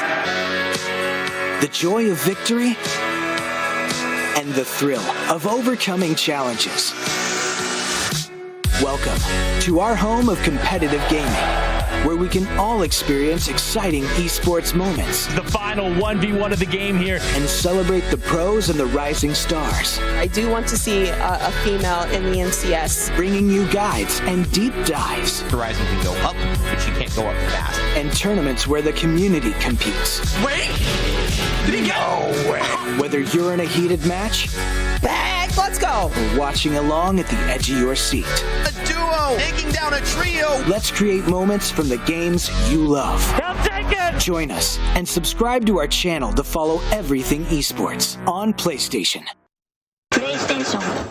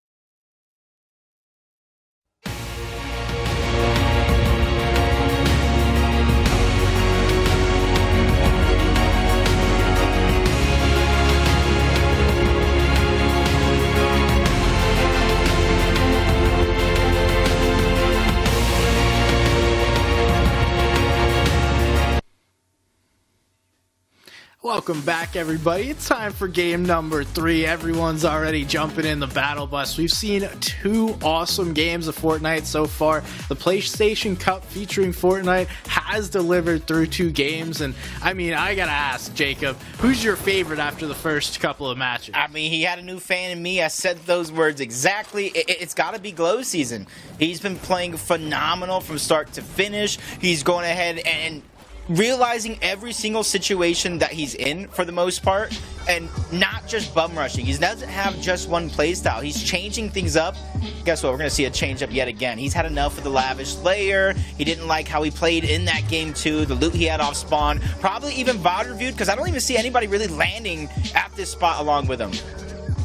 Yeah, he probably realized that he could just get a little bit more loot and then just walk over to Lavish Lair anyway after he's able to get some metal and all this loot. So respect the decision. It's a solid move. Not always going to be the best move to repeatedly do the same thing over and over and over again. So shout out to Glow Season. And also, you guys may be confused just like I was. There's 2 Glow Seasons. One, the L is an I, and it just makes it nice and confusing for us. So if you see one Glow Season with different points than the other, that is why. Shout out SBG, because I would have been tricked. I'm very, very gullible. And with this switch up of the drop, though, you can tell 54 points already. He's having a little bit more of a slower drop, playing his game out. And the beauty about this drop that differs from the lavish layer and where he was landing on the reboot side is there is a possible workbench over on this side. So if he gets the right weapons, he gets enough gold, he's going to be able to go ahead and get a decent loadout from the start of the game. And I think that's the difference between the lavish layer spawn, is that he is just getting whatever loot is on the ground. So it's a big switch up. Who do you think, which is your favorite Glow Shiesty? Left or right? I don't even know, right? Like, how do I pick one? They're basically the same, and it is... Oh, thank you guys for doing this. Appreciate you for making this very complicated for Jacob and I. This is one of those spot the difference type things. There's 6 differences in this photo. Can you spot all 6? Anybody in chat? Let me know. Have to make sure we're on our toes, Jacob. So when we have to come down to these final 2 in a 1v1 to see who wins the tournament and who wins the game, it's going to be Glow Season versus Glow... All right, hold on. How are we differing the 2? One's Glow Seasons, one's Geo Season. Geo Season. Geo Season. Okay. So Geo, Glow. But nice. Which one's Geo and which one's Glow? Yes. I don't know. I hope you guys at home are enjoying this just as much as we are, because I'm having the time of my life. And it wouldn't be possible without you guys all at home, PlayStation, Fortnite, and obviously my best buddy SBG here giving me all the laughs in the world. Hey, you know that's what I'm here for. Some laughs as well as a couple of breakdowns of what exactly is going on with the games. We see Dorito able to win that last game. Did not have the best first game, so only at 40 points, but that's in a solid position on our leaderboard already. No, it definitely is a solid position after 2 games. You got to think first place is about 54 points, and that 40-point mark is about 6th place. So, not bad. Okay. Yeah, I'd say it's not bad. Now we're tuning in with Ken. I don't know that Ken's my bro. Not yet. Not yet? You gotta earn that. You can't just be calling people bro. That is a pretty big statement. That is a pretty... See, you're my bro. I can say that. Yeah, we are bros. Yeah. Right? But Ken, you gotta earn it. And this game right here, yeah, I'll give you 1 game, Ken. You don't even need to do good in all 6. This game right here, you'll be our bro. Top 5. That's all you need. I mean, Ken does have 40 points already, so that is pretty bro. Like it. I like it. You're just making me confident now. Let's go, Ken. Doritos here, fencing fields. Decent loot to really start it off. And you know, we talked about this a little bit to really start the show, but the Frenzy Auto Shotgun, I feel like, is the premier shotgun with the way people are playing, getting into the box, being able to start and end a fight rather quickly. But if things do slow down, I think that's when you can kind of prefer the other shotgun. But right now, Frenzy has to be the go-to. Yeah, I'm Not the hammer pump. seeing a lot of that auto, and I think also we got to remember everyone's playing on console, so most players are playing with a controller. So you have to think it's much easier to like get face to face as a fellow controller player. It's so much easier to barrel stuff than it is to properly make edits, peaks, and like fire, reset, bait shot, fire. Like that's the gameplay that you see with the pump shotgun versus the auto shotgun. You can just get in. Like we see what Dorito's doing right now. Like that is a perfect example of why everyone is holding that auto shotgun. I like the idea. Dorito heard the fight going down, rotated in that direction, but he saw the players kind of disengage from the fight. So instead of him being the only one fighting and then getting third party right after, he's like, you know what? Maybe I'm going to make a different decision. I'm going to try to get out and save my fighting prowess for another day. Doesn't necessarily need any of it. 2 points ain't worth the risk. Plasma 5 feels a little bit differently, though. Trying to get involved in this fight. Already putting some pressure on this player and looking for an opportunity. Does get the double piece up above. A little slow there on the wall, and Sin now just looking for an opportunity to slow down. Sometimes you think a little too much in these situations, and now we're starting to see that creative build fight coming through. Ooh. Need to be careful how many builds you spend, though. Ooh, back-to-back fadeaway shot attempts coming out from Plasmafy. I like it. Goes once again, tries to bulldoze into the box, hot on the heels, gets the piece control to go over, even tries to pre-piece him towards the bottom, predicting his movements. Plasmafy just quick as can be, and another shot, massive, almost gets the box in. Plasmafy taking a little bit too much damage for his liking, especially with the amount he was able to dish out. Sin, on the other hand, 56 HP in a dream, trying to stay alive. No mats, though, from Sin. Only going to be able to move within the builds that he has. And Plasmafy looking to close this. Does take a second, though. Realizes, I'm pretty weak. Let me slow this down. Now needs to refine the player. Sin moving through. Sin needs to be careful, though. He's eventually going to walk into the builds of Plasmafy. That's exactly what happens, but walking into this fight is another third party, and Plasmafy quickly gets put on his back foot. Sin's trying to use this opportunity to get out of here while Plasmafy is distracted. Perfect execution coming out from Sin to just disengage. This is very, very pivotal moment for him and his game. He finds the static launch pad, and he's going to get out while Plasmafy, the original aggressor in that fight, is going to be taken down. And you can see Plasmafy got third party. He got sniped at the tail end. And just those sneaky third parties really make all the difference. When you're aggressive, you leave yourself open to opportunities. Yes, you're going to be in an advantageous position against the one player you're fighting, but you got to remember, there's going to be 99 others that are looking to fight you at times too. You just need to be aware of that, cover yourself, and sometimes you get a little lost and forget that. That's what happened to Plasmafy. Now Shadow deciding, probably not the best idea. Learned from Plasmafy, who he didn't even see actually get eliminated, but somehow in the back of his mind learned that. I think it's like, depending on where you're at in the leaderboard, this is game 3. This is the last game before that halfway point. I think the players are realizing, I don't like my position on the leaderboard. I have to figure out a way to step it up just a little bit. So they're getting more and more daring, make a little bit more of a risky play to try to third party, get a couple of those points, and start to build that confidence in their game plan going into game number 4, which is going to be next. But until that point, some of those other players are on the other side of that coin, doing very, very well, and they have to pick and choose which battles they actually want to fight. Yeah, you got to be careful what you're choosing. Looks like Abe is going to choose this fight, though. Getting aggressive. Trying to find the angle. It's so hard, though. When the players are this good, all these players are in finals. They're just playing the right angles. They're able to back up. When you're in open space, there ain't much room to move. Or there's actually plenty of room to move, excuse me. And we see Abe trying to take that shot. Let his mock, slowing this fight down.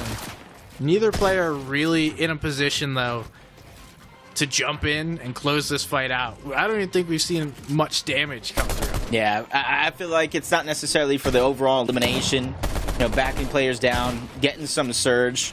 But you can see at the edge of Ruined Reels, which means the zone is moving towards the west yet again, very, very similar to Game 1. So a lot of these players that are on the edge need to have that thought process in the back of the mind. I feel like, until Rift Island actually appears, I would take my rotation still very, very lightly, but you have to be ready to rotate literally max distance if it doesn't pull your way. Luckily, they are in the middle of the map. So they'll at least pull this next zone and then have to force the rotate on afterwards. We're seeing another west zone. Yep. 2 of 3 so far. Do you think all the west players paid off PlayStation? I want to say maybe. Yeah. They rolled the dice. They said, yo, bring us the zone. But then again, Game 2, we had a little bit of a north zone. I think maybe PlayStation is just trying to give us some good games. Yeah, we don't have 11 2K here to set up the zones for us, so unfortunately we don't even know where they're going. We'll have to wait and see. Ladies Mock gonna go ahead, play for that combat cash. Always a nice play when you're able to get one of those, especially with the materials, but this is a poor position. A lot of players start to move through. This is a dangerous area to sit in. And you can kind of see where Rift Island is, once again, at the edge of zone. And you know as well as I do, Rift Island usually in the next couple zones doesn't actually make it in. It could rotate back towards it. The players, once again, are going to start to think about where they want to position themselves as Kareem gets another elimination. You can see all the falling loot. Now it's his choice. Do I want to keep med kits? Do I want to keep the shields? Do I want to keep the grapple? And right now, he's actually choosing grapple over HP and keeping the double shields. Do you agree with that, with the way the games have been going so far? I'm not sure. I'll tell you in a little bit. Let me let me wait a little bit longer and I'll let you know. Rift Island's up, and just like every game so far, we got a couple quick early players trying to go ahead and capture and claim it towards themselves. 2 initially there, a 3rd one on the way, and a 4th wants to join the party. And well, now we have a big battle already. And this, I want to say, is Glow season, not Geo. This is the higher Glow season on the leaderboard versus Geo season. We'll go Glow season as the one higher on the leaderboard, so we can change them at times if they switch positions. But okay. Dorito also looking to make this play. Feeling confident after that win, and now looking to play for the flag. There's a lot of players. It seems like even more are coming up here, and this could just turn to absolute chaos. It's Geo, Dorito, Yasir. And I just hear more gliders opening up, more players dropping down, and that just goes to show, man, the game goes on, it gets riskier and riskier. The position on the leaderboard is kind of forcing these people to interact on this Rift Island. 15 points. That's 8 eliminations almost, SPG. 8 eliminations aren't easy, so you want to go for 8 eliminations or 1 Rift Island? Choice is yours. Yeah, I would probably go for Rift Island. And especially the way players are playing for this, it's not necessarily, like, really dangerous, I guess. Because most of these players are kind of just boxing up and hoping that no one else is going to be able to stay here long enough. But at this point, it doesn't look like anyone's getting this for free. You're going to have to fight 3, 4, 5 players in order to get this island. You almost want to see when somebody's getting targeted, maybe just shoot some shots in that direction. Push one player off all the time. You see Pollo. A little bit of a cheeky edit, trying to hide his position. Sobsy ready to go up and in somebody else's box, but quickly returns towards his own. Didn't like the look that he saw. That just goes, so was it 1, 2, 3, 4, 5 people directly there, possibly more. So many players on towards the outskirts. Sobsy just trying to hold on to his cover, playing defensive here. That's going to be the key for a lot of these players in the position, especially when they're getting aggressed on by more than one player. And you can see already trying to build out some space as he's starting to get some pressure on. Dorito is looking to put that pressure, just trying to push players off of this position. You don't want everyone sitting here, and if somehow you can claim this with half the lobby sitting on your head, sure. But otherwise, this is going to be a long, long time before someone's able to get zone. Yeah, either medkits are going to come into play, and just judging off of Doritos' builds, you know, lack of builds could be a prominent scenario here in this fight, especially since they keep going ahead and trading over that piece control with one another. Play on the other side. Doritos here still. Nobody really wanted to give it up easy, and this is where everyone is going to be tested with zone coming in. It looks like Dorito might actually be the last one standing. Yeah, it looks like everyone decided, all right, let's get on out of here. It ain't worth it. Dorito has those 3 med kits, so he's willing to risk it. Has to be careful. He doesn't know that everyone's gone. We do. But this is a good spot to be in for him. Able to claim these points.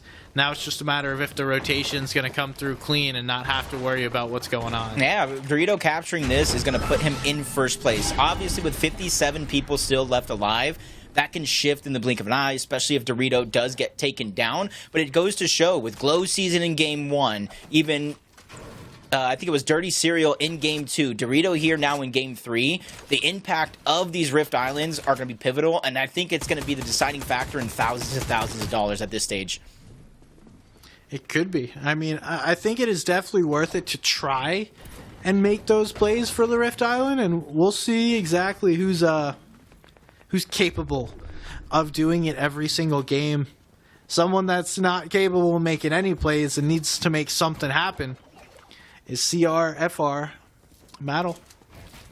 How do you think this name is pronounced? This is one of the enigmas of Fortnite that we always have to deal with, is like, how do you pronounce this name? Okay, I'm thinking outside of the box here, right? When I say this. Okay. And I'm thinking so far outside of the box, like I'm in creative while they're playing Battle Royale. That's how outside of the box I'm thinking, right? Okay. Surfer? CRFR? Surfer? Can we be Surfer Mattel? Surfer Mattel. Yeah. Okay. I'm outside of the box here. I'm outside of the box thinking, and right now he's going to have to serve over these waves, over these tsunamis, because he has 8 builds left. 8 builds left. He's going to farm a little bit of that rock, but that's really not going to give him too much to work with considering the next couple of rotations. It's going to be a tough one regardless of how this goes. He's going to have to worry about every single build that he places. And not only that, but like, you get caught out for 1 second, you get caught slacking, you're going down. You have little to no HP in order to be able to take a couple of shots. Now we start to see what zone is shaping up like. Got a massive mountain chilling in the middle. We're about to go through a POI, as well as a lot of space just in the open. So this is a fairly favorable zone for any of those players that have the grapple blade. For anyone that doesn't, you're going to be caught in the open pretty easily with all this space. Yeah, and the way the zone pull around is it was pulling west, right? So in theory, the dead side of the zone would have been on the western side. But after that west pull, it actually pulled back towards the east side, which congested the western side of the zone. So even though you can kind of see a couple of empty spots here on a couple of those edges, majority of the outskirts of the zone is congested at this stage in the game. And we see Sin having some problems here. Needs to get one of these med kits off, but it's not even the player that's fighting him. It's the third party that comes through and finishes that. Razor, that's about as free of an elimination as you're going to get. And now we do see Zone is going to pull up that hill. All these players going to have to make their way over there. Most players already on that west side. Yeah, this is where it's going to get tough. And for the players that are in the zone, I go ahead and pick your brain here for a second. Are you traveling more west to where there's nobody at because of the zone opening up? Or are you just hunkering down, saving your resources, and letting everybody around you make their own decisions? So you're saying for players already in the zone? Yeah. I think you just have to chill. I think, in theory, it makes sense to put yourself deeper into zone, but you've already invested the mats. There's a chance you get beamed, then you have to spend more heals, more mats, and the risk isn't worth the reward. Just wait a second, see where next zone pulls, and then you can rotate from there. I do like that, especially in the solo competition. To me, I feel like I would be an in-the-moment type of guy. My first initial reaction is move towards the west. You can see how free, how empty it is at this stage of the game, but I also got to keep in mind, it depends. Am I down surge? Am I up surge? So I feel like I would do the rotate. That would be my final answer after thinking about all the scenarios. Deshaun trying to rotate upward. Gets blocked off by Yasir, but he finds himself a good crevice to where in theory, even though it's getting tagged up by Yasir, the backside is covered by that mountain to where you can't really break in, but now you got maybe our bro Ken, depending on if he gets top 5 this game. Sneak it up on a Deshaun. Doritos there as well. Yasir has the option, now the elevation to kind of spot around, see everybody around him. Doritos said, I want a piece of that pie. This is an interesting zone as nobody is in it. We see Amp is the only one nearby, but Yasir putting himself right on the front side of zone, trying to claim this low ground. Pollo's right there as well, so a couple of top aggressive players eye to eye here. We'll see if either one decides to make a play. Everyone has to make this rotate, so I expect a lot of mats, a lot of heals to be used on this rotation as Dorito gets beamed big. This could be problematic. Yeah, this is big because we talked about him getting first place at one point during this game. No builds. Dorito out of nowhere able to take down Sobzy, but still only 2 HP. He gets shut down in 43rd place SBG. That opens up the world of the leaderboard for somebody to take over. A lot of the top players falling earlier on, giving them some position. Noisy gets knocked back from the backside. Doesn't realize the player's up behind him, and down he goes. Yasir now looking to make a play. At least just to stay alive. I apologize. He's not really making any plays. He's just chilling in a box, hoping to stay here for the moment. And it looks like your bro Ken. Your bro. He's become our bro. He is so? now. You think he's earned it now? He's made it far enough? Yeah, he's got 40 points. He's in another end game. Looks like he's trying to play high. He's a bro. Yeah. But with 37 people left alive, Storm Surge is off for now. In the next couple of zones, it has to get down to 30 players. So we're going to see it activate here momentarily. And you can see the overhead view of how scattered everybody is around the map. And they have to not only make a far rotation, but look at where they actually have to rotate to. What are we going to witness here in a few short moments? Hope everyone brought your goggles because we're going swimming. Yasir looks to make a play for height, quickly changes his mind, decides we're going to play for ultimate low, and then also gets super aggressive right away on the player next to his box. That player dips on out. Now Yasir's in a position just to hang out. Can potentially catch someone slacking on one of these rotates with that shotgun, but not many players walking through this area as it became very congested very quickly. And just trying to stay alive. Elevation, keeping him away from everybody else. Yasir can't say the same thing, but he found himself a little bit of a nook and a cranny. Some safety here. You can see he's just getting ready for this next rotation, doing the bare minimum turns, staggering himself back with the med kit. We've seen this play be successful in the past 2 games so far. Let's see if it can be 3 for 3. And I think a lot of players, because of what happened last year, have lost sight of just extending your game with like the mid-end game medkit play just to get a little more placement, potentially just get that refresh from the backside of zone. And now we're seeing a lot more of it as players have begun to play a little bit differently. Your bro Ken, running out of mats though up on height, is able to deter that high ground play for a moment, but gets turned aside. That player has more mats, is more confident than he is. Ken's going to hit the big pot, look for a rotate here as the mats have run low. Oh, and you see he chops down high ground as well. He knows he can't hold on to it due to the lack of resources, but he at least tries to cause some chaos and commotion for somebody else. You see the cheap builds coming out. Only a cone, wall on the other side. He knows the player's there, and this is where he's going to try to think of something. Is it worth it to try to go in or try to catch somebody on the next rotation? All you can do here is sit in a cone. That's what he's going to try and do. He actually walks in his old builds. There's a player right on the other side of the wall. He can't hold anything, so he needs to make the right play with what he has. Luckily, he's smart enough to be able to find what he needs. It's Pollo up top, though, putting pressure down. Does he have the materials to continue to hold this? We've seen a lot of players make that high ground play way too early and not be able to sustain. Yep, see if he can do it. See if Yasir can do it as well. No builds, very, very different situation than Pollo, but everything comes crumbling down. The grapple at the nick of time, but he gets tagged up on his way down, dropped to just 12 HP. But you see the medallion going ahead and taking off, trying to get his shields back up. That allows him the seconds to pop the med kit. He's going to get him back to 150 effective shield and HP, ready for this next rotation.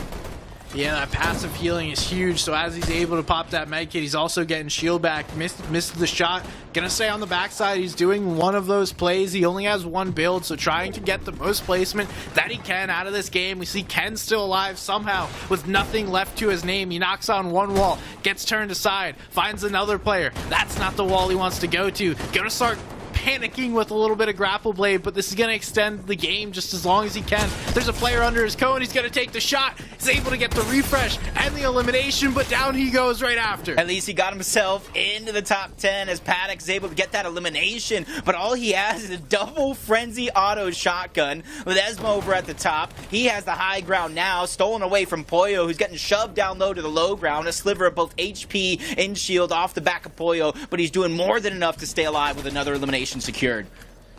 And Ladies Mac now up on the high ground, has a couple of builds. As long as no one looks up, he's going to be in a good position. Dad's still alive, looking to make some plays late game. He's able to get a moment just to heal. Doesn't want to risk all of that health, but does wind up spending a bunch. He's jumping around, actually gets caught in a couple different directions, getting in the face of Dolazur there. That's not what he wants, but Dash is running out of the mats, running out of the health, and down he goes. Now we have 3 players remaining. It's Ladies Mac, Dolazur, and Paddock trying to find the play. Yeah, but Paddock takes the huge shot to start off this triple battle between 3 different solo players. 4 eliminations, trying to fall the zone. Dolazur's in the zone, taking so much damage. Paddock, the heal stop. He goes in. He takes him out. No HP left. So Ledesma, the sneaky plays with 6 elimination, is going to steal that game away. What a play and what a game. You know, we see these players, it's almost whoever is taking zone and like end of 11th, beginning of 12th zone, that's who's gonna win. And there hasn't really been, I've seen a lot of players carrying medkits into the late game, but no one's able to get them all the way to the end. They're having to spend them earlier, and we've seen so many medkit plays throughout the tournament already. Yeah, and it's unfortunate because Paddock had more than enough medkits to survive, even possibly win the game with those medkits. But his opponent just spotted him trying to heal off, used that first SMG that you were talking about, and quickly eliminated him. Tons of elims coming throughout the game. We saw some special ones here. Lots of special plays, and somehow a lot of the players we tuned in with throughout the tournament and throughout this game specifically had nothing left, made something happen, and extended their game well longer than they should have. Yeah, he caught those there right there. This is what kept him alive. He took down Dash, but he's so far in the zone. Pate, medkit. You see, he had no more left. Even though Dozer was able to get the elimination, he had already started it at that point. And that would have been huge because Ledesma used his last medkit. So in theory, that would have been a possible opportunity to win the game overall. But hey, second place, not bad. Yeah, and as we take a look at our overall standings, we see Yasir and Dorito are up there on the leaderboard, the only 2 players to break 60 points. And then we got a lot of players, Ledesma, Glow, our bro now, Ken, Reset, all up there with 50 points. Dash, Noisy, Dolazur, Sai coming out in that top 10. Yeah, but you look at Glow's season, though, with 55 points. Majority of those points came in game number 1. So he has to figure out a way to recollect himself and re-get himself on the road. You see his twin brother, the other Geo season, 32 points. So honestly, I think the winner of this is the official Glow season. Whoever places higher. Yeah, the other person has to change their name afterwards. And now taking a look at the middle of our leaderboard, a lot of these players, it may seem like, I'm so far behind, we're halfway through the tournament, I'm only in 20th or something place. Well, actually, we could see easy 45 plus point games. If you win the match, get that island, there's a lot of points to be had in this tournament, so definitely don't give up yet. Yeah, it really does. Just take one pop-off game. First place, we saw it, Dorito, 62 points. So I ask you, when are you going to cut off and say, in the next half of games, I'm a little worried for players placed X and below? Where's SBG worried about? I would say anyone that has less than, let's call it 10 points. Okay. Just because it shows me you haven't really figured anything out thus far, and it's not going to be easy to change and make it work without putting in significant effort. But, you know, you get that time in between games, you could hit the VODs. a lot of these players likely are struggling off spawn, not able to make the proper rotation. So I think right there, that's where I'm going to not really see the ability to make a successful change. Okay, I like that. That's something I'm going to be looking at throughout the course of the game to see who's really able to adapt. You got to think, we've seen, like you said, 40-point games. We've seen 50-point games. Obviously, the Rift Island plays a big role along with those forecast towers. So going into Game 4, are you switching up your drop to maybe make those one a primary focus, or are you just trying to play the game out as usual and trying to see what changes you can make on the fly? I think anyone that hasn't really done well, you have nothing to lose by switching up your drop, right? Like, go into replay mode, see where some open space is, and find yourself where you should be dropping. If you've had some success, I'm not changing it just yet. That's where I'm a little worried if you do. But what I'm not worried about is the new Western Digital officially licensed PlayStation 5 SSD. It keeps your PS5 cool, allows you up to 4 terabytes of storage. So if you guys are trying to upgrade your game, maybe you're playing on an old generation, make sure to upgrade to that PS5 with the new Western Digital SSD. Yeah, 4 terabytes. It's a lot of space. You don't have to delete a single thing anytime you have that. So I might have to actually pick me one up. I need some more space for my PlayStation downstairs. Yeah, if you're making content, you need all of those terabytes. I think I got a 2 terabyte drive, and it might be time to upgrade. Not enough space. You need 4. No. Yeah, I need to save all of Fortnite history forever, so that's at least 10 terabytes. The amount of random clips that are hidden somewhere on my computer that I've never named are endless. I know. If I would have had this in 2019, I would still have my clip of winning Tfue scrims back then. I won 1 Tfue scrim, and that was when my life was made. Okay. I see. It's been downhill ever since. All right. Hey, we're halfway through. What do you expect to see a major change in the leaderboard? I feel like I've asked a lot of what do you expect? But do you expect to see any major changes, or is our top 10 going to finish somewhere around the top 10? In terms of the top 10, I think we are going to see some changes, major changes. I'll probably make that decision as we start, or maybe in the middle of Game 5, if you'll allow me. But in terms of the middle of the leaderboard, maybe between 11th and 30th place, we're going to see some major shifts. We're going to see who really wants that money. Because I said, even if you're in 20th place to start Game 6, there's still thousands of dollars up for grabs, even if you're out of reach of first place. All right. I'll let you make changes and make your predictions whenever you want. I have no rules here. You can just literally do whatever you want. I'll just wait till after Game 6 then. Yeah, just tell me who you think's going to win after Game 6, and you're probably going to be right. I would hope you get that right. I would hope as well. Aiden, triple play. AZ Hillside. Little bit early skirmish, but it's the distance that doesn't really make it that impactful between the two. Just a couple of shots traded off. Continues to try to disengage, and a lot of these split drop, a lot of these non-POI houses, it does carry a ton of good loot, as you see there. A lot of slurp barrels around, so that way you can save your heals for later on in the game, and you can see multiple grappler options for Aiden, and definitely this is the start of a game that I would like if I was Aiden. 100%.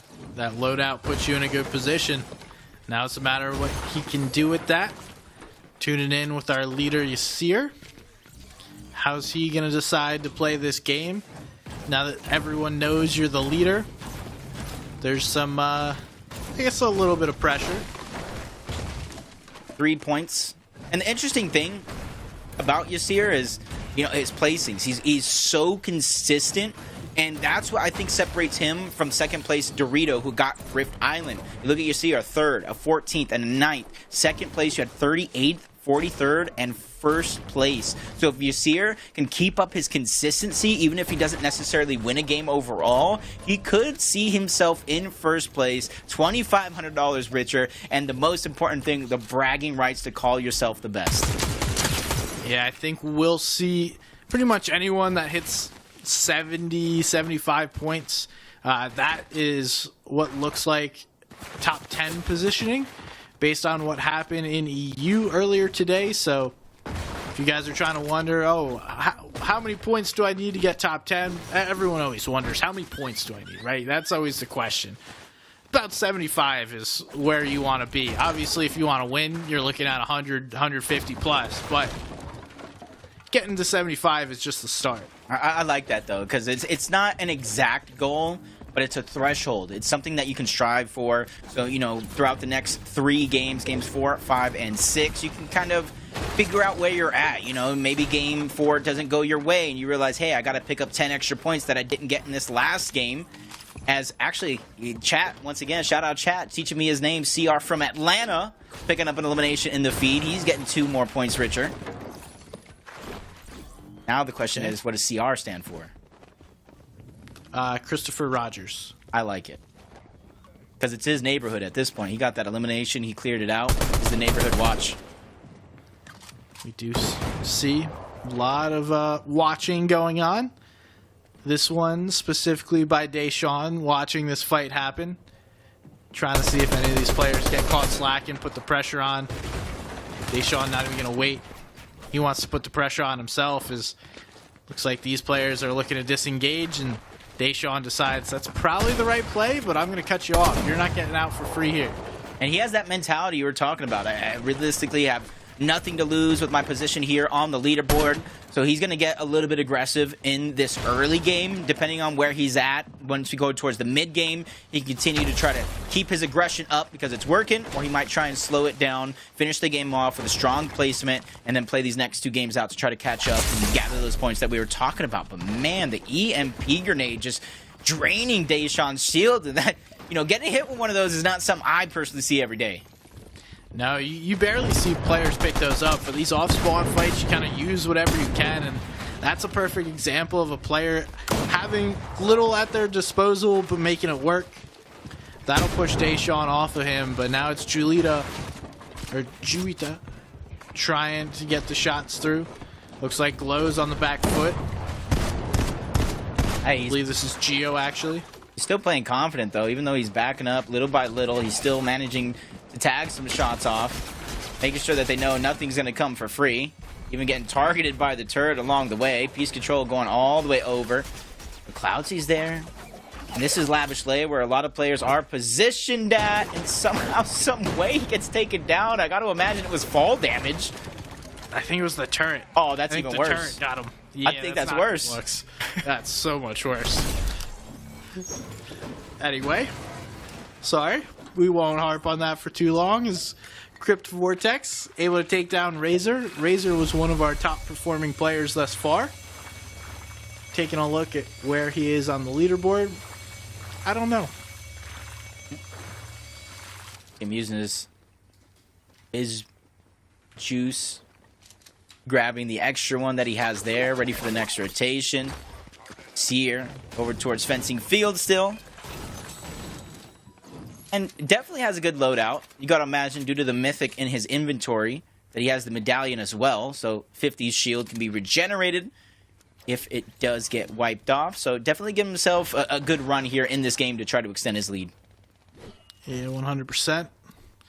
We got a flopper, the resident flopper player. And our winner from the previous game, down in the midst of it, now trying to get out of the Reckless Railways bottom pits.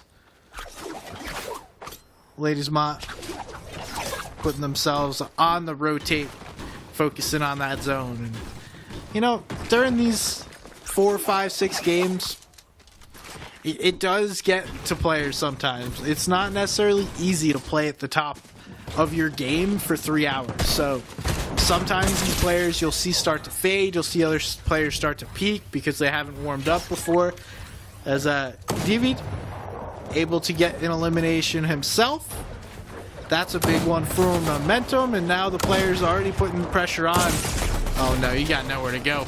Bolt's able to clean that one up, and that's kind of the first time we've seen much from Bolts today. Yeah, and that's what I want to see in particular coming out from Bolts in the second half is he's one that's been at the top of the game, the Global Championship, FNCS Championship. He's played against the best, he's played with the best, and I just need to see him flip that switch play like you have nothing to lose, because realistically, the position that he's on the leaderboard is not where he wants to be. I can tell you that much. He's a very prideful gamer, and just get aggressive.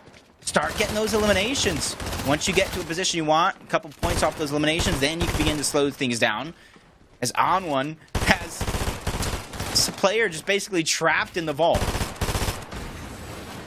Yeah, I don't know who's trapped. Is On1 trying to trap him in the vault? Or is he trying to get the elimination and then steal all the good loot? Either way, this is not a good position, though, for either players. We're going to be spending lots of time, lots of mats, even heals just sitting here going back and forth. Yep. I like the pre-nade coming out from leftover prize. Trying to predict the peak coming out from On1. You see the quick edit, reset. Both of these players just toying with each other right now. They both have medkits, though. I will say that. So this one could be probably one of the most prolonged fights that we're going to see here in this game. But as I look at the minimap, SBG, somebody's getting curious. Somebody's getting nosy, floating their way over. Possible third party coming up. Yeah, they smelt it. Or probably just saw the visual audio. But they smelt the fight going on. Now trying to get involved here, and this is really bad news for On1 and leftover prize.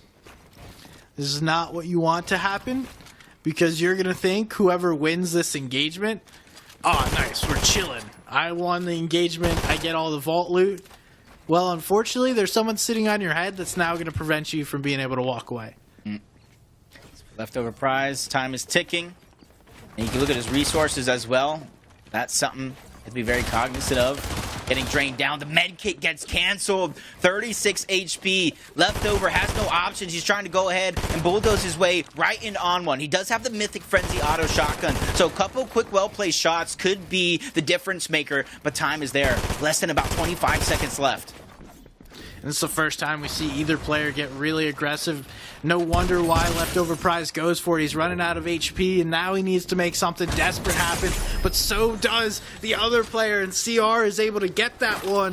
So, looks like On1's going to win the fight.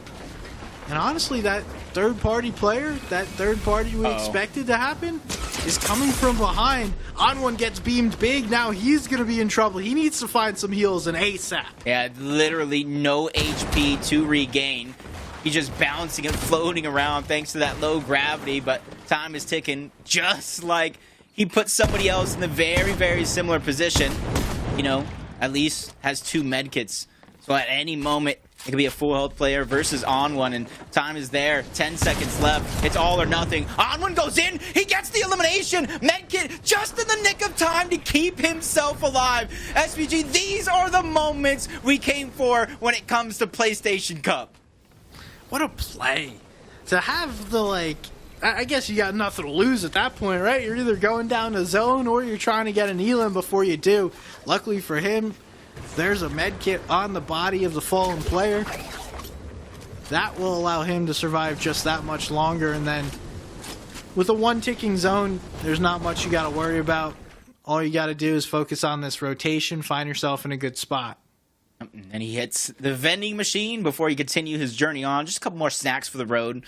Fill up on some med kits, fill up on the HP, as long as he has the gold there to kind of support it. Definitely a huge turning point in his game. Possible tournament if he can continue up in this pace. This is Velo outside of the zone, but luckily for him, just a couple of footsteps away, a couple boxes if he wants to make his way there, especially with the grappler. Find safety inside of the zone, then blink of an eye before he goes forward. He's actually going to try to turn around. I think for him, he's just trying to scavenge together the loot, the resources, and then play the slower side of the zone. I do like focusing on that slower side of zone. Now we're about to focus on this Rift Island. I think we've seen at most 8 players on this island at one point. We're already starting to see a couple of players position themselves that way. It is time. Dorito is one of them. Sam is another. Dorito takes a lot of damage going up here, but still looking to get aggressive. Doesn't want to give a player even a hope that he's not going to try and fight for this, and he's trying to claim every single piece as he walks through here. Yeah, perfect plays for Dorito. He defensively set up first, gathering the piece control like you spoke about, and then he worried about healing. Gave himself some space, some comfortability and flexibility because he knows that this is a huge possibility. So many players landing on the island, trying to disrupt. And there goes Sam. He was one of the first players there. He decided to just kind of disengage, re-farm up. He knows it's still contested, so he does have time to do exactly this. Yeah, he basically just gave us a quick, I'm good, dog. Like, you can have that. I don't need it.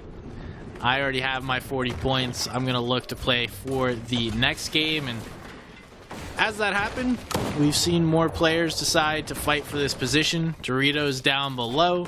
We got Yasir. We got Pollo.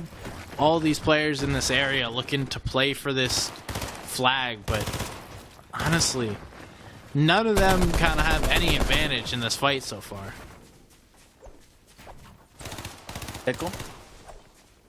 Anything's better than nothing. Just takes down the bush, recycles, and that's the thing about Rift Island. You know, even though the aesthetic of Rift Island changed from last season, a lot of these players still use it as a huge elevation point to not only refarm like you've seen multiple times already, but to get surge on these players that are below Rift Island, that are rotating around. So that way, come later in the game, they don't have to work as hard. Looks like Glow wants to get involved as well. Glow's getting pressured from multiple angles. He gets pushed off this. Ooh. Dorito goes down. That's big. That's Notorious taking advantage of what was going on over there. Yeah, that's why you got to be careful with all these players in this little area. Can quickly lose sight of where players are, especially when you're fighting in all these builds. Yeah, so it's good to have that space, but moving in and around, you kind of lose track of sight. See another player going up and over, trying to reposition. Pollo's 10 toes down right now, holding his position. It does look like he might be the one to try to capture. No one contesting it just yet. Still firing his shots to back people down. So in game 4, it's going to be Pollo who earns those 15 points from Rift Island. We haven't seen too much from him, so likely this is the first step to becoming more aggressive. Yasir's looking to get right in the box. Pressure coming from up above. Notorious going to go down to the Yasir, but it doesn't look like this fight's going to end just like that as Pollo starts to continue that fire through. But stops. Okay. Decides it's not worth it, and Yasir's going to get a moment to breathe and heal. Yep. It just makes me ask a question. With second place going down in Dorito, one of the Glow seasons going down. So we have Ledesma, Glow season, Broken, and Reset. The next couple players below Yasir on that leaderboard. And it's about to start this game. 14 points. About 16 if you throw Dash into that mix as well. So even with how well Yasir is doing, picking up 2 eliminations so far, he still has more work to do if he wants to extend his lead.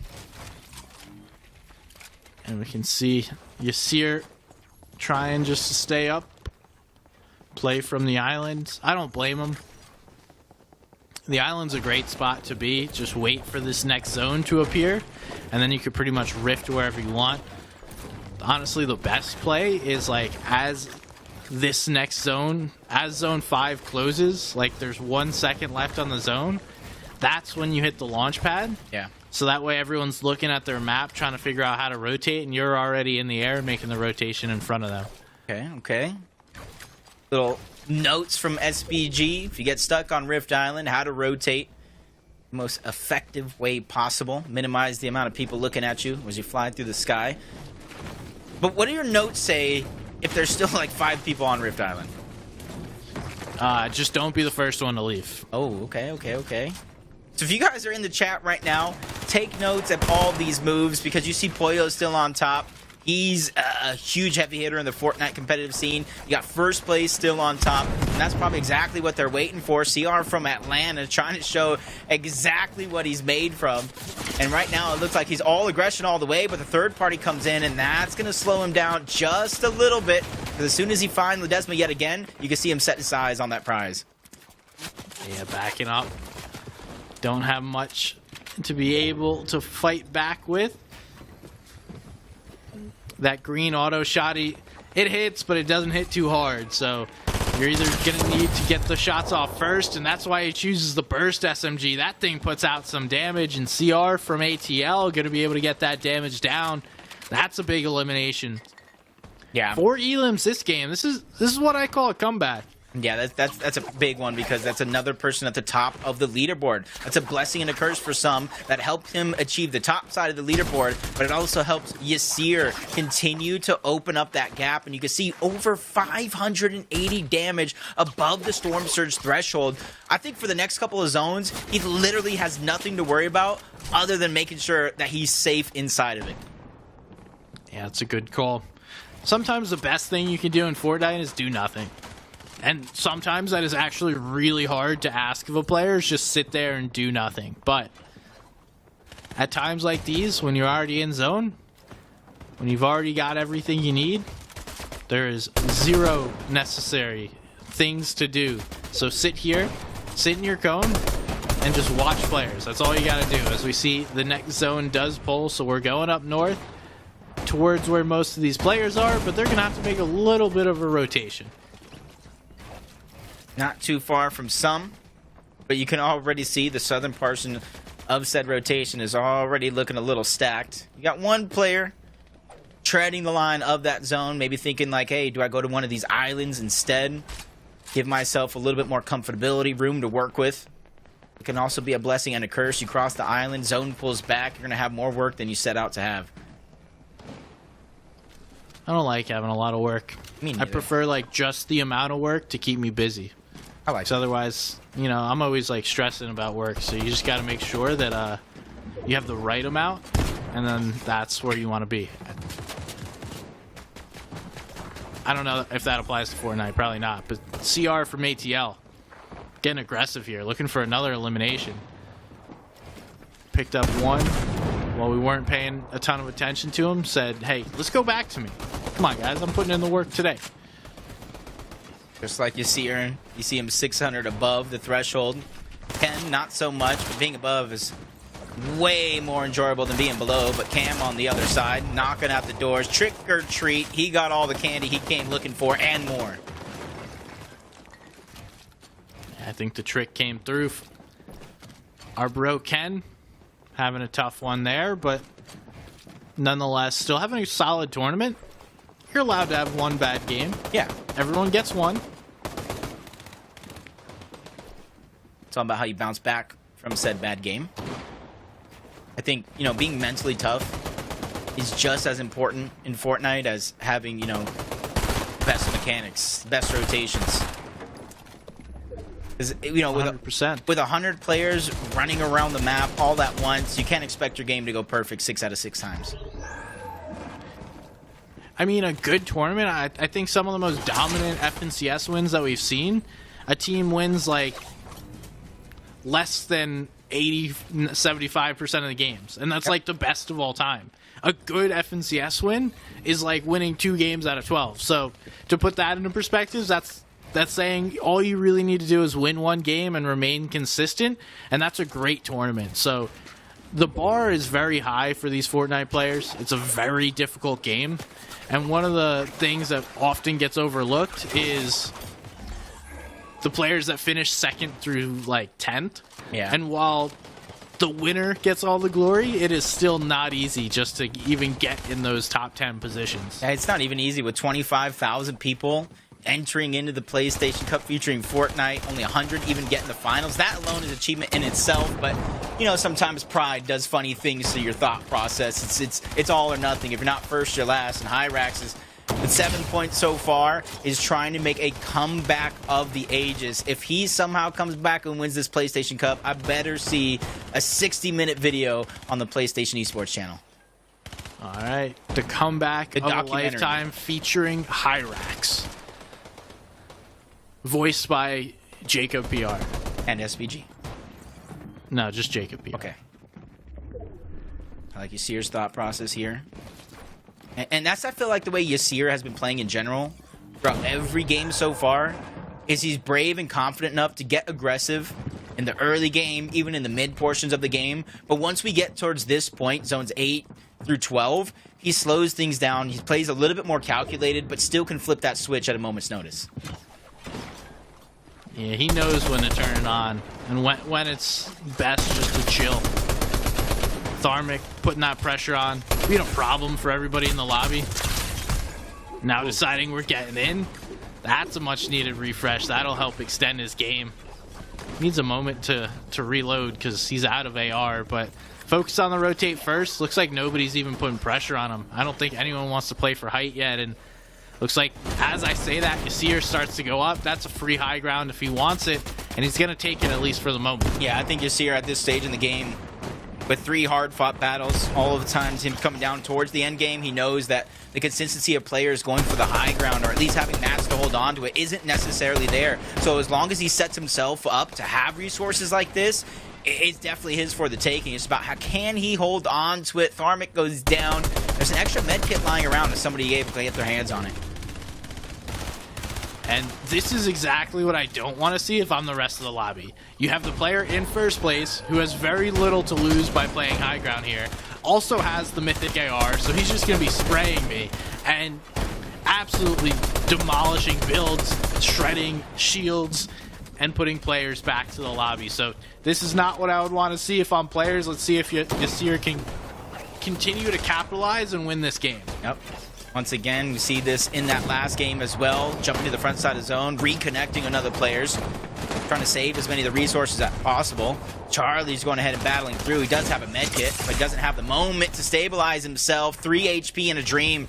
Now he has a few seconds. Med kit's going to be popped off. But what can he do with a second chance at life? Cam, in this end game, player that gets a lot of hype, one of the top controller players, has been hanging around about the middle of the leaderboard looking to have a big play here. We see Noisy does pop a little bit of that fizz. Yasir able to get himself another refresh, but has to spend a ton of those mats right away. The medkit play is going to be begun.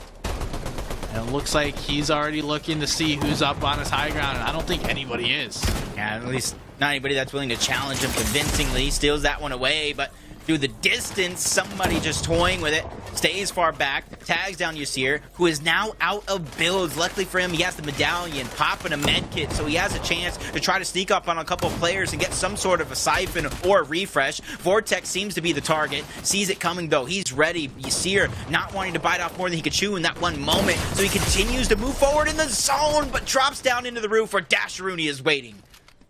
And it looks like Zeidel's up on the high ground. He's putting that pressure on. Has a great play for the moment, but then gets chopped out.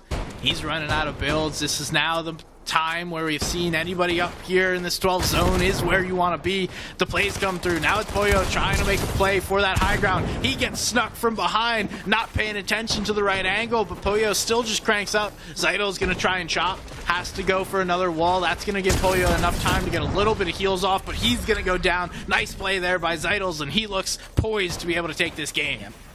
Gets a couple med kits as well. Now his chance to go ahead and refill that HP. And now he has the option with 7 players left alive and the high ground if he wants to stagger himself back and try to get a sneak attack onto anybody. But instead, he just goes for a little bit of a drop down. He's just trying to figure out where everybody's positioned so that way he knows what the correct move is going to be. Yeah, just putting that pressure on, forcing the players to fight below. This is the right way to play. You don't want to drop down. It doesn't matter that you're not getting a ton of eliminations. Just play for the position that you're in. You have 2 med kits, but ConsoleBot's going to come on up. Nice cones by Zeidel. Turn him aside. ConsoleBot forced to go down to the storm. Now it's Zeidel's in a 1v1v1. Josh goes down. It's med kit time. Who has the most heals in this moment? This is just a triple threat heal off here, and 1 med kit left on his idol. Those are on the bottom. He goes down. Vortex, we saw him almost get taken down early on, but he's stuck towards the low ground, out of heals, out of time. Zeidel's going to be the one taking the game and boosting himself up the leaderboard right before that halftime. That was huge. That's exactly what you want to do. Able to play that high ground and still had that med kit. You saw he was starting to look around like, oh, where else is, I need some more heals just in case. Yeah. It doesn't come down to that. Great play there by Zeidels, and that should be shooting him right up the leaderboard. Yeah, and Yasir, you got to give him all the credit in the world. It was well lasting, very, very long. Another big game from him, and throughout the course of that last game, we saw a couple of those players positioned lower than him go down early on in the game, not really collecting a lot of points. Yeah, I would expect him to get a little bit of a padded lead as we go towards the back half of this tournament. He's played really well. I mean, I can't say enough good things about it, but let's take a look at our standings from game number 4. So Zeitels, who is our winner, able to pick up 2 eliminations, and we just see the points continue to get racked up. But right there in 12th, Pollo had a solid game with the claiming of Rift Island. That should help him move up the leaderboard. Yeah, 2 peas in a pod, man, because that's where my eyes went initially. It wasn't necessarily the name Pollo, but it was the 30 points in 12th place, making sure, hey, I may have went down a little earlier than I wanted, but I did still pick up a ton of points, which is pivotal at this stage in the game because there's only 2 left. Yeah, you're running out of time to make those comebacks, and we see actually the biggest elimination game comes from CR from ATL. The 6 elims from him is the most of this match. And solos is so hard to just pop off and have a big elim game. So based on what I'm seeing, you're running out of time. It's not going to be coming through these eliminations where you're racking up some kind of comeback. It's going to be from claiming that Rift Island and then winning the match. Yeah, and the eliminations are all fine and dandy, and they, 12 points for him off of that. But you have to combine it with a well-played game in terms of placement. That's where the majority of the points are going to be awarded in this solo competition. As we continue to look down the leaderboard, you're seeing the glow season, whether if it's the 50-point glow season or the 30-point glow season, 77th place is not where you want to be in Game 4, especially with how well your tournament started. Yeah, it's been a tough one for some of these players. Need to figure it out. Again, let's take a quick break, grab some snacks, and we'll be right back. Gaming is defined by moments. It is intense. The joy of victory and the thrill of overcoming challenges.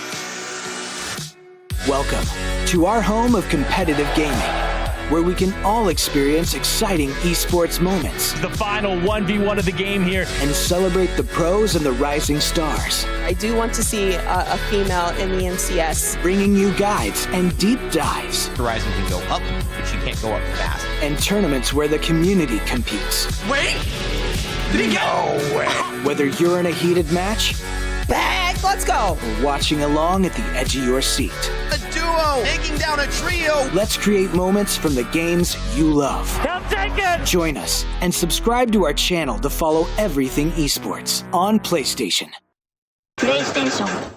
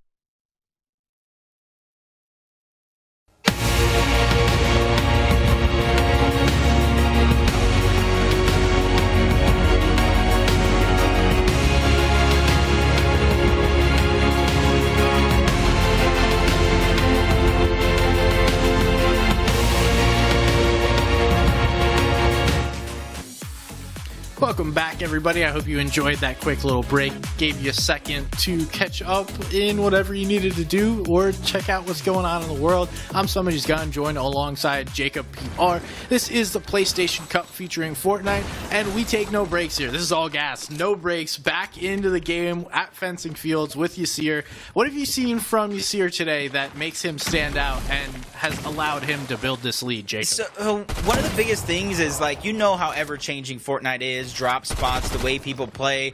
It just seems like Yasir has almost calculated every scenario he's going to run into. And look at how quickly these games are starting. As soon as he ends up in the box, that player gets taken out, sent right back to the lobby. And again, like I'm saying, Yasir just seems like one of the most calculated players in the lobby right now. And it's going to take somebody else stopping Yasir's run. Because if nobody's going to step up to that plate, Yasir, I feel like, has this one in the bag at this point. There's my prediction. Game 5, I said it was going to come.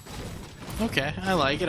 Yeah, I think it's going to be hard to stop somebody if they don't go down. And that's like one of the biggest challenges of Fortnite is you don't necessarily have a ton of control as to what the other players are doing, especially if you land nowhere near them.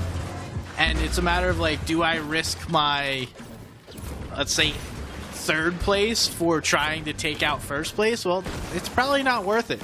But we'll see. Decisions like that have to start to be made. Yep. Depending on where you're at in the leaderboard, the impact of these next couple of games is going to be so important. The difference of just kind of collecting that $100 of top 100, making it to the finals, or getting the lion's share of that money. And with 64 points so far, you're definitely climbing up that leaderboard, putting yourself in a top 5 position on the leaderboard. Dorito could be the same thing. He's currently positioned 5th. But that leaderboard, outside of maybe Yasir, is just a few points separating each other from that next placement. We do see a couple of players already going down early. We're down to 85. We see Alfonso deciding to play for the train. This is the first time we've really seen any action in the train. So, in case you guys didn't know, the train just moves around. It's a nice little addition to Fortnite. We've never really had something like this, but you can get loot, you can claim the train, get additional loot, and it just continues to move around, give you some loot if you're patient enough. Also, will go into storm, it breaks builds, so it's a good place to land and get some loot. I don't know that I want to hang out there like Alfonso. Even if you have the ballistic shield, hiding in a corner, maybe just trying to pretend like I'm not here, just look somewhere else. That's probably his hopes, his dreams right now. You can't get mats. Okay, yeah, that's true. That is okay. Let's see where the train leaves him off at. Maybe he's trying to get a free ride to the center of the zone. I'll take a free ride. Winner of that last game, 58 points, definitely boosted up the leaderboard himself. But still, you know, top 10 position. Still needs to be able to hold on to it in this next 2. But luckily for him, he's already getting the confidence flowing with a quick early elimination here in this game. Dorito here. One of the players within striking distance. Not necessarily super close. Pollo is another one. We already saw Polo get a little more aggressive. You know, I called Pollo Polo in a video I made, and you would never guess how many people tried to correct me of how it's properly said. It's just happened. It happens, man. You get in the moment. I was like, just read what's on the screen. It's the beauty, though, at the same time, though, of how unique each individual it is when it comes to Fortnite. You know what I mean? From the spelling of the name to the thought process behind it. It just goes to show that, you know, a good portion of our community is creative, and I want to see them keep it up, you know? Yeah, definitely. I want to see an MVPR at the end of somebody's name, though. All right, who's doing it? MVPR. Give Jacob a shout in chat if you change your name to something MVPR. Part of the Jacob clan. Oh, I thought that was over. Yeah, that was scary. But this is exactly how he started off in that last game. We saw him with 6 eliminations. He wasn't able to really nail it down with a high placement game to kind of collect the maximum amount of points possible. But at least he's getting in his groove. He's finding his stride. And with these early eliminations, he's setting himself up to at least have a good mid-game. The most eliminations in the previous game. CR already picking up 1 and looks to be trying to get aggressive once again. Doesn't want to spend those mats, but still wants to get up on these builds. There ain't much left, buddy. You ain't missing anything. We're too early in the game for these players to really have that many materials. I just wonder where he's going to get him. There is some good brick around. How much is left over is a whole nother question. Notorious. Go ahead and getting and securing that forecast tower. So 3 more points added to his total. The ability to see every zone. And I have like a little bit of a question. Maybe this is too deep into strategy, right? Okay. Pretend you're the guy that sees Notorious get that forecast tower.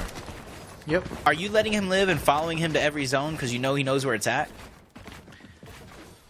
I'm not letting him live, but I'm going to look at what outfit he was wearing and keep that in mind as Glow just puts Tresky in a montage. But I'm going to go ahead and watch that player a little more closely because you could essentially get forecast yourself if you could just keep track of that player. Yeah, exactly. That's my thought. I've never really thought about that until now, and maybe it's been a strategy amongst, you know, the best of the best for quite some time. You know what I mean? But interesting to see. So there definitely was. There was a time when there was the Storm Scout sniper. Yep. And you would see players make movements that made no sense. And then during that time, the top players would realize, like, oh, they're pulling out a sniper and then rotating. So then I know, okay, follow that player because they know where the next zone is. So it is a thing, but I guess it's just way harder with the forecast tower because if you're not there to see it happen, then did it really happen? True. So it's just maybe those 1 in maybe 10 games possibility, maybe even harder than that. But, you know, it just goes to show, like, how deep the strategy can run when it comes to Fortnite. Not just all box fighting and fights, even though that is something that we do love to see. Leftover Prize does seem to be getting chased down on the defensive end, trying to survive. Chant there on the other side, not really want to let this damage that he got go to waste. And immediately, once again, going and taking over that high ground. Eventually, I think Leftover Prize is going to end up in a position to where he tries to stabilize and heal, and that could be a moment for them to close the gap. Interested to see how he decides to take his fight. Leftover Prize seems to be really good at fighting defensively. Doesn't seem to be great at finishing fights. We've seen Leftover Prize in a similar position last game. Goes down once again. Chant able to get that elimination. Now trying to figure out what he wants to hold and move forward with. In a good spot though. This is one of the best areas to be able to see where everyone is around you. It's not a place where you're really just going to get snuck up on.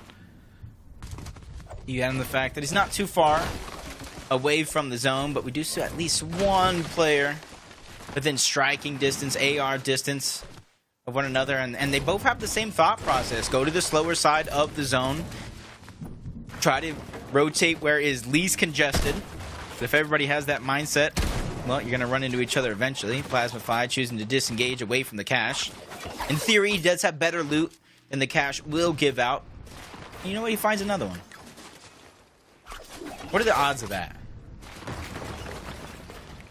3.2%. Okay. This stat was brought to you by Totally Made Up. You want stats that you could totally make up? Well, just make up stats. They're totally made up. I like it. Because then you're correct 100% of the time. Oh, they're always made up. I'm probably the best fake stat maker-upper in all of Fortnite.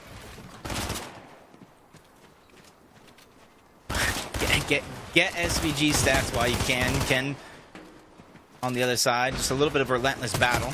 Luckily for both of them, they're both in the zone, fighting over the same piece over and over. Ken nearly not wanting to give it up.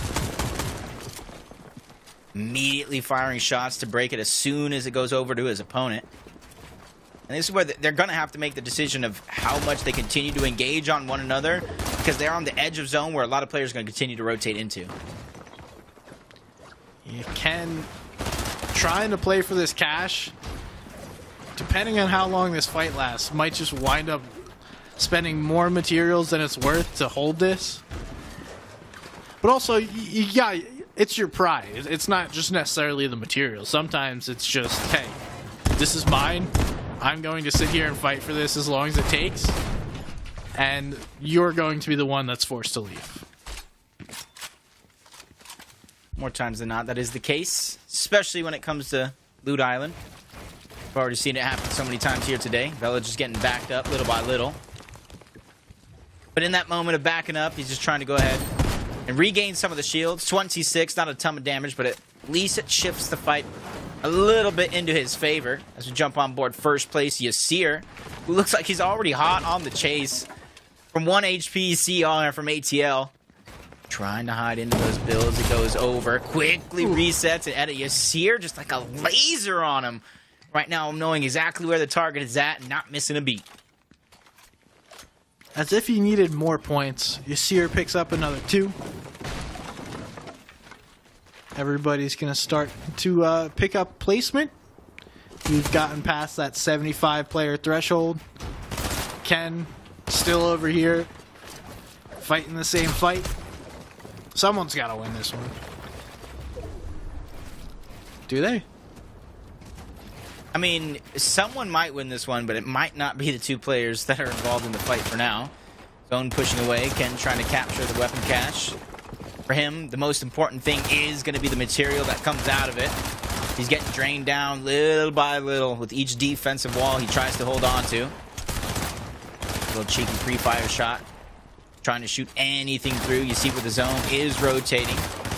Rift Island once more, and this time around when it comes to Rift Island, at the very least, there's not too many players that are already there, ready for it to spawn, even though there's about 5 currently. Typically, we've seen 8 to 10 players. Yeah, just give it a second. They'll be there, don't worry. We do see a couple of players already starting to go up for that Rift Island. 2 of them going up. You got a 3rd making a position. There's a 4th. Looks like a 5th is on the way. Where did he even come from? I swear Yasir was just somebody else. Somehow he finds it's like a magnet to a fridge. Yasir and Loot Island. Name a better duo. Ooh. Oyo's there as well. It seems to be a lot of the same names for the most part. Maybe you insert and change 1 or 2 here and there, but it's been the same players. Dorito, Pollo, Yasir's up there. Pickle, too. Pickle again, you dry cereal. The same names time and time again, and some of these players need it more than others. Yeah, Yasir's just pretty much trying to gatekeep people from getting the points. Oh, nice. Alright. Or dry cereal. And Yasir picks that up at the same time. That is a double win. Okay. Wow. I'm going to say it's all Ogre. See, I'm going to be the hopeful. I'm going to be on the other side. Even though I have Yasir winning the PlayStation Cup, it's not over. Game 6, we're going to have somebody else capture Rift Island. We're going to have a 2-horse race. I believe Dorito going in trying to heal up. Interesting decision to use that side of heals rather than just the big pot, because then you would get the low gravity effect combined with the grappler, allow rotate just a little bit easier. But 66 points, Dorito. He knows what he's doing at this stage in the game. Yeah, I think that's probably the right play. All right, 2 Actually, I don't... I'm trying to think. Yeah, it is, because, like, overall HP, you're going to be able to get more from holding shields. Both of those are going to give you 100 shield total, but then you have the ability to possibly pick up a 3rd shield, versus you're not going to be able to get more shield from the Flowberry phase.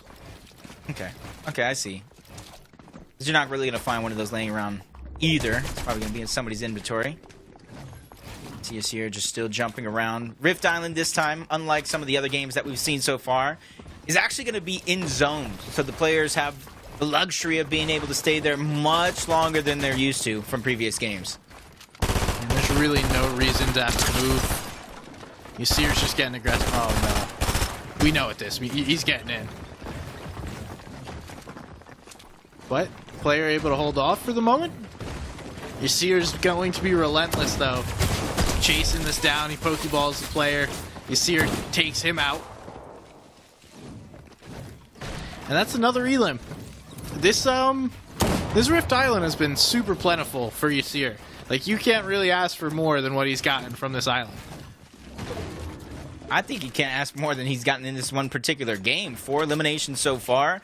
And I think this is actually more bad news from the rest of the lobby, right? Because he has a generous point lead already. The game's not over with yet.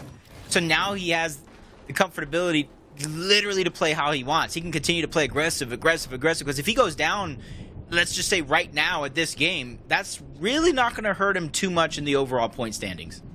No, definitely not.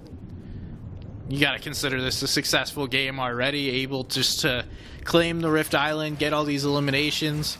Now anything from this point on is just extra. This is just like icing. Well, now, I guess you need icing on a cake. That's probably not the right saying.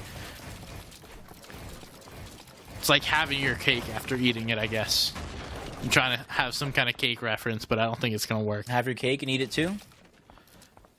Yeah, but that's typically like you're trying to do too much. But I guess he will be able to eat it too if this game comes out in a win. Okay. I don't know. Don't listen to me. No, I mean, I get the thought process behind it.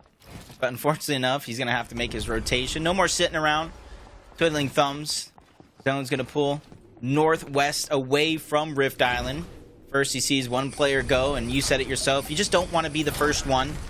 So as soon as Dorito makes the leading charge, you see her following close behind, and this is where he actually does have the luxury to make that decision. Do I continue to go deep? Do I try to go to play where the zone is going to open up? Or do I go to where I see a spot that is at least a little bit comfortable in zone?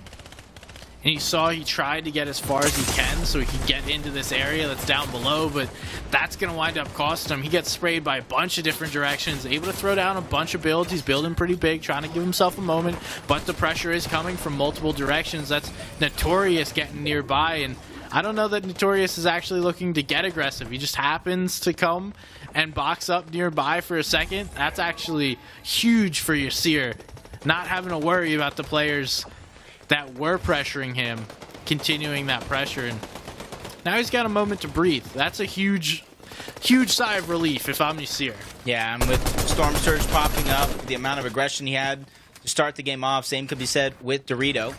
Neither of them really have to make any risky peeks, show anybody where they're positioned. If you look at the mini-map finally opening up, you see a good couple of people trying to go towards the north side, find themselves some comfortability.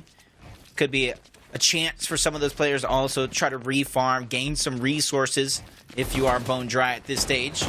Plasmafy on the other side, just playing defensive. Sees that he became a target momentarily, and you see him reposition outside of the wood into the brick.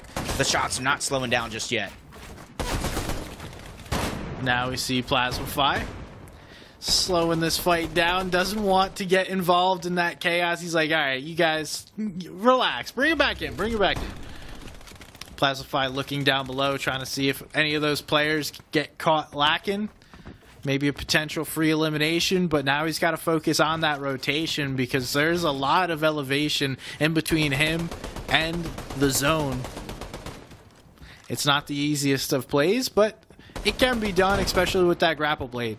You see the lone swimmer on the left side, free rotation in towards the zone. Nobody really even looking in that direction. Yasir, one taking C. Yasir is going to go ahead and take the air. Everybody else is going to take the land, but goes towards that ultimate low ground. It's kind of continuing of what you said earlier. He just doesn't want to bite off more than he can chew at any stage in the game because he wants to win the tournament here in Game 5. He doesn't want to wait until Game 6 to where it can slip away at a moment's notice. Zone will begin to move. All of these players have to figure it out. Dorito shooting at Yasir down below. Both players already in the storm, so there's not really anything these two have to worry about. Looks like Noisy is going to be the one that gets decided to get shot at by the lobby. Replays closing that distance. Both these players going to start to get pressured now, and Replays put himself in a bad position. Replays is the one that winds up going down, and Noise is able to stay alive and get that elimination. I doubt it's for long based on everyone spraying him. Yeah. Even if you don't get the elimination, you got to be thankful that one less player left in the lobby.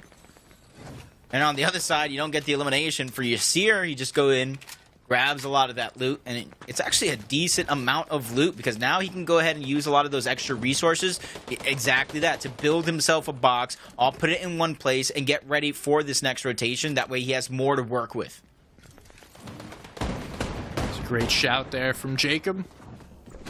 Everyone here on this eastern side, and it is going to pull towards the majority of this lobby.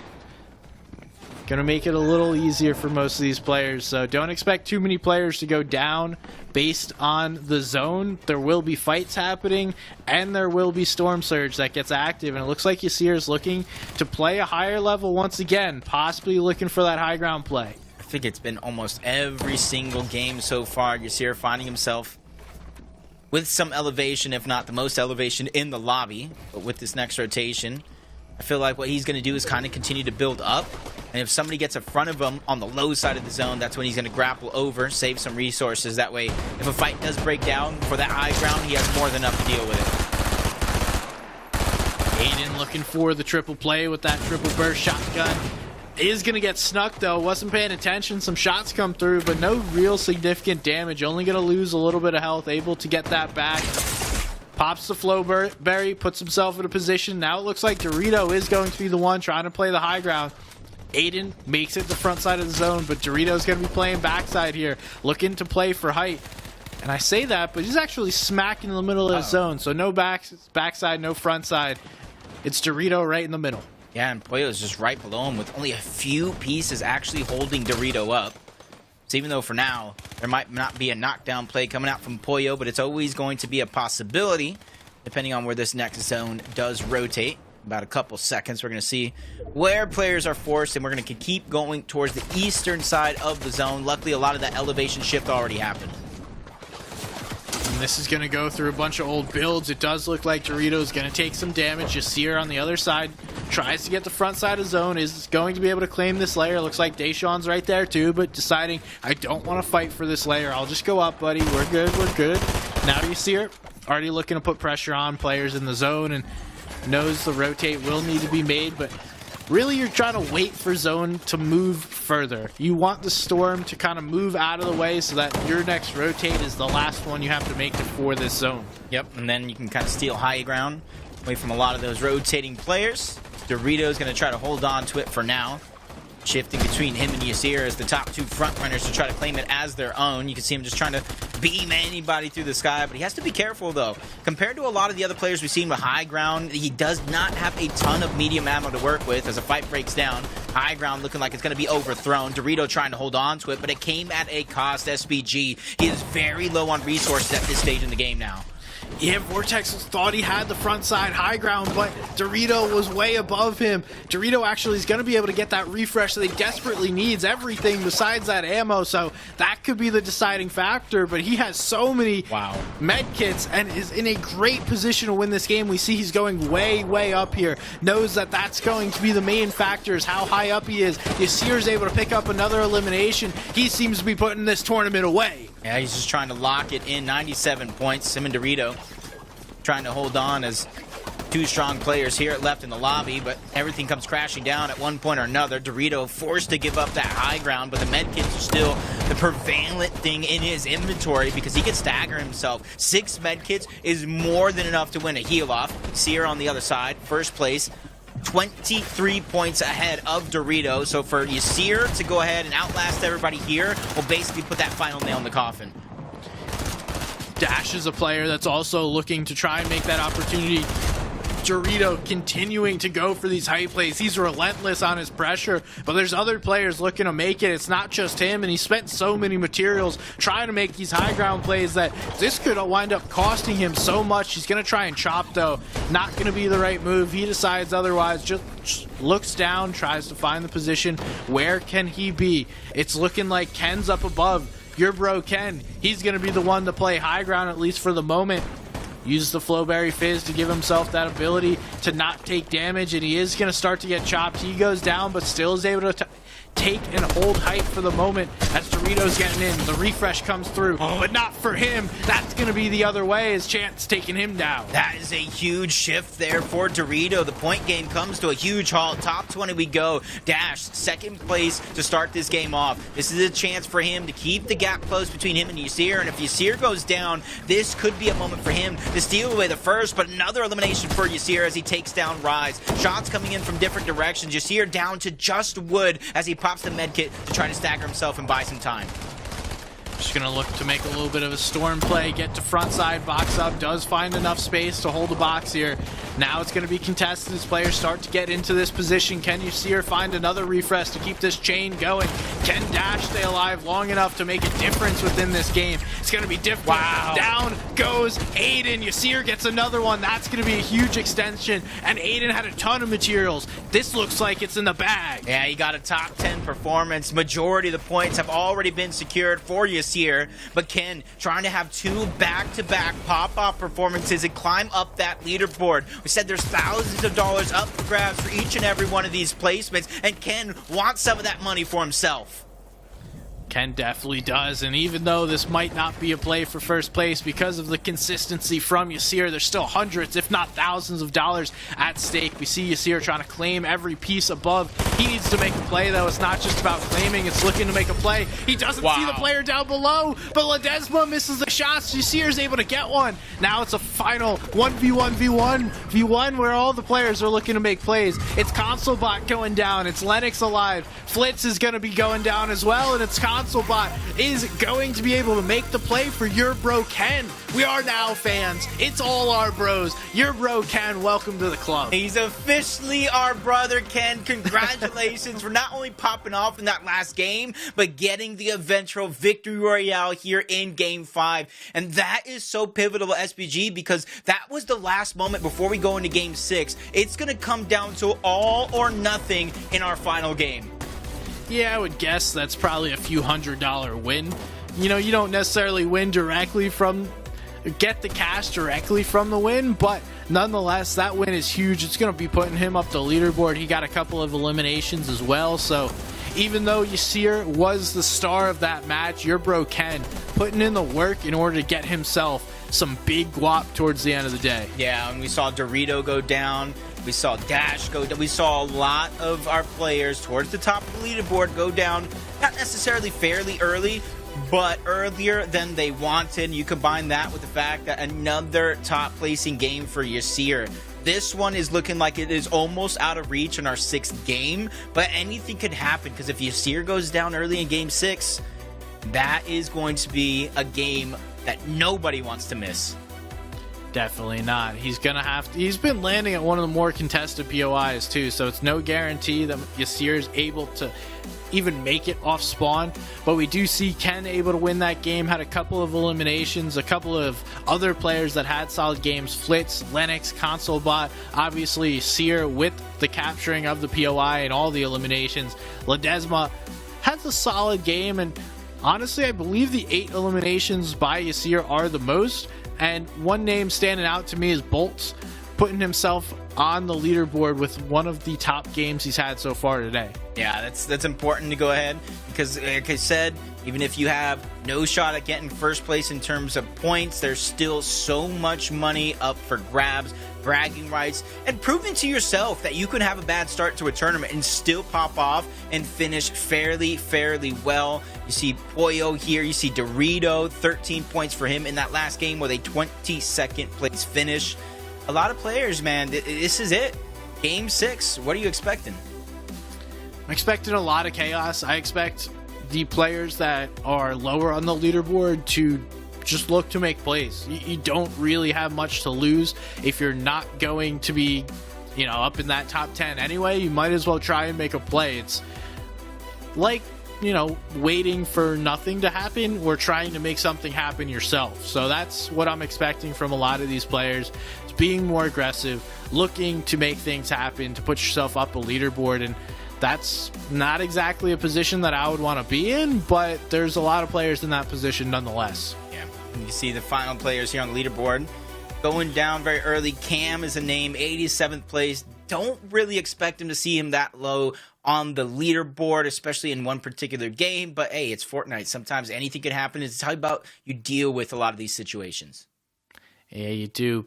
Now, one thing that helps some of our players, the officially licensed for the PlayStation 5, you have the Western Digital Black NVMe SSD. It has 4 terabytes of storage, so if you're making content, you're hitting clips, you are trying to record all your games so you can go back and watch them and VOD review after, well, you know, that SSD is going to help you, and Western Digital's got you covered. So make sure that you are keeping quiet, keeping cool with the Western Digital SSD for your PlayStation 5. Yep, if you guys get one of those, make sure you guys start your content journey, because content is king.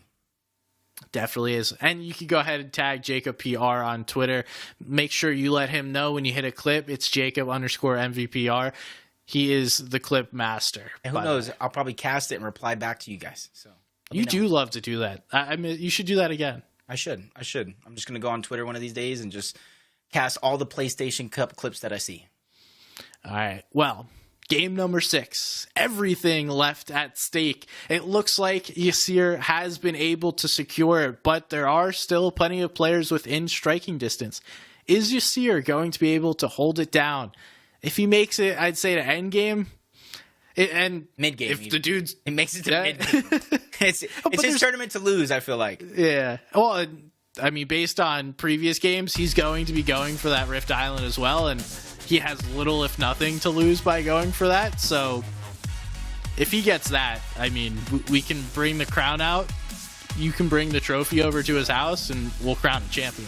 He has 21 eliminations so far throughout 5 games. 8 is going to be the max, along with a 5th place finish. Nobody is really that close to him so far. I'm trying to count up the tallies, count the totals. Lennox is on course, but just to give, comparison, 21 for Yasir, Lennox has 13. So it just really goes to show the amount of work Yasir is putting in. This is a well-deserved placing on the leaderboard. Let's see if he can hold out here in Game 6. Now it'll be to watch that middle of the pack. There's a lot of money at stake. So first place is $2,500. Second is $1,500. $1,200 for third. $1,000 for fourth. And all the way up through that top 10, you're bringing home over $400. So a lot of players, well, yes, we've talked about, you guys are probably tired of us talking about how far ahead Yasir is. Well, for second, all the way down to, I mean, even 14th. There's only a 30-point-ish difference, so that's just a win.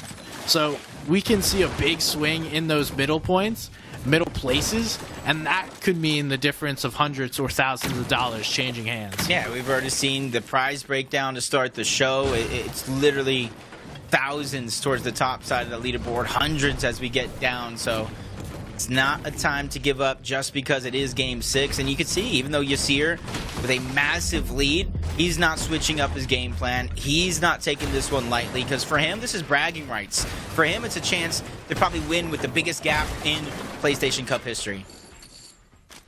I wonder what that is. If anyone knows the stats, please share them. But Dash is one of those players that is within striking distance. Coming into this game with 85 points, 10 points back of second place.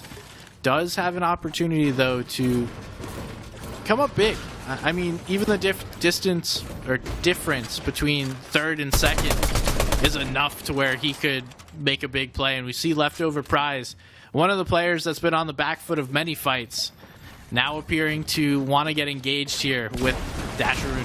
And Dash, he probably has his thinking cap on right now. Is this fight worth it? He's currently positioned third on the leaderboards, 10 points out of second. If he can pick up this elimination very, very early on, since they are so isolated on this side of the build. Actually, no, out of nowhere, Dorito with a nice shot. Yasir's there as well. Another player gets taken down. Yasir's just taking everything for himself. He is. Looks like he's going to try and disengage here. Doesn't want to get involved with Dorito there. Interesting. Yasir, though. Hey, he's just looking to fight everyone else. He sees him, he hears him, he's going. Oh, that's he probably met his match right there. That's why he left. Yeah, you don't mess with the NPCs. Frenzy has his own. He knows the NPC's in there. You see him quickly just taking his time.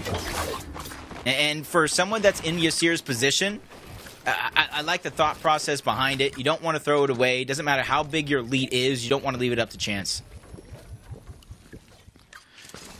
Yeah, and I don't think he is. He's taking everything he can into his hands. Seemingly able to do whatever he wants at his POI. Looks like Ken's going to go over to the forecast tower. He knows the NPCs will be spawning here in about a minute and a half, so just going to have to chill in a good spot. Get that NPC down, get 3 more points, and Ken is currently our second place player. I think that if he's able to win the game and put himself in a spot where he can capture Rift Island, drop a 30 bomb, he may win the tournament. You know, I think of how big the gap is, but that's one thing in that second of thinking about the gap. I didn't really put together that the Rift Island is a huge part of being able to catch up in these games, depending on where you're at in the leaderboard. But at the same time, guess who's up there majority of the games ready to fight for it? So might have to take it by force, as Ledesma's doing exactly that. Lands a good shot, drops down, trying to finish this one off against Amplify, who's just playing on the defensive end. A good shot to try to whittle him down.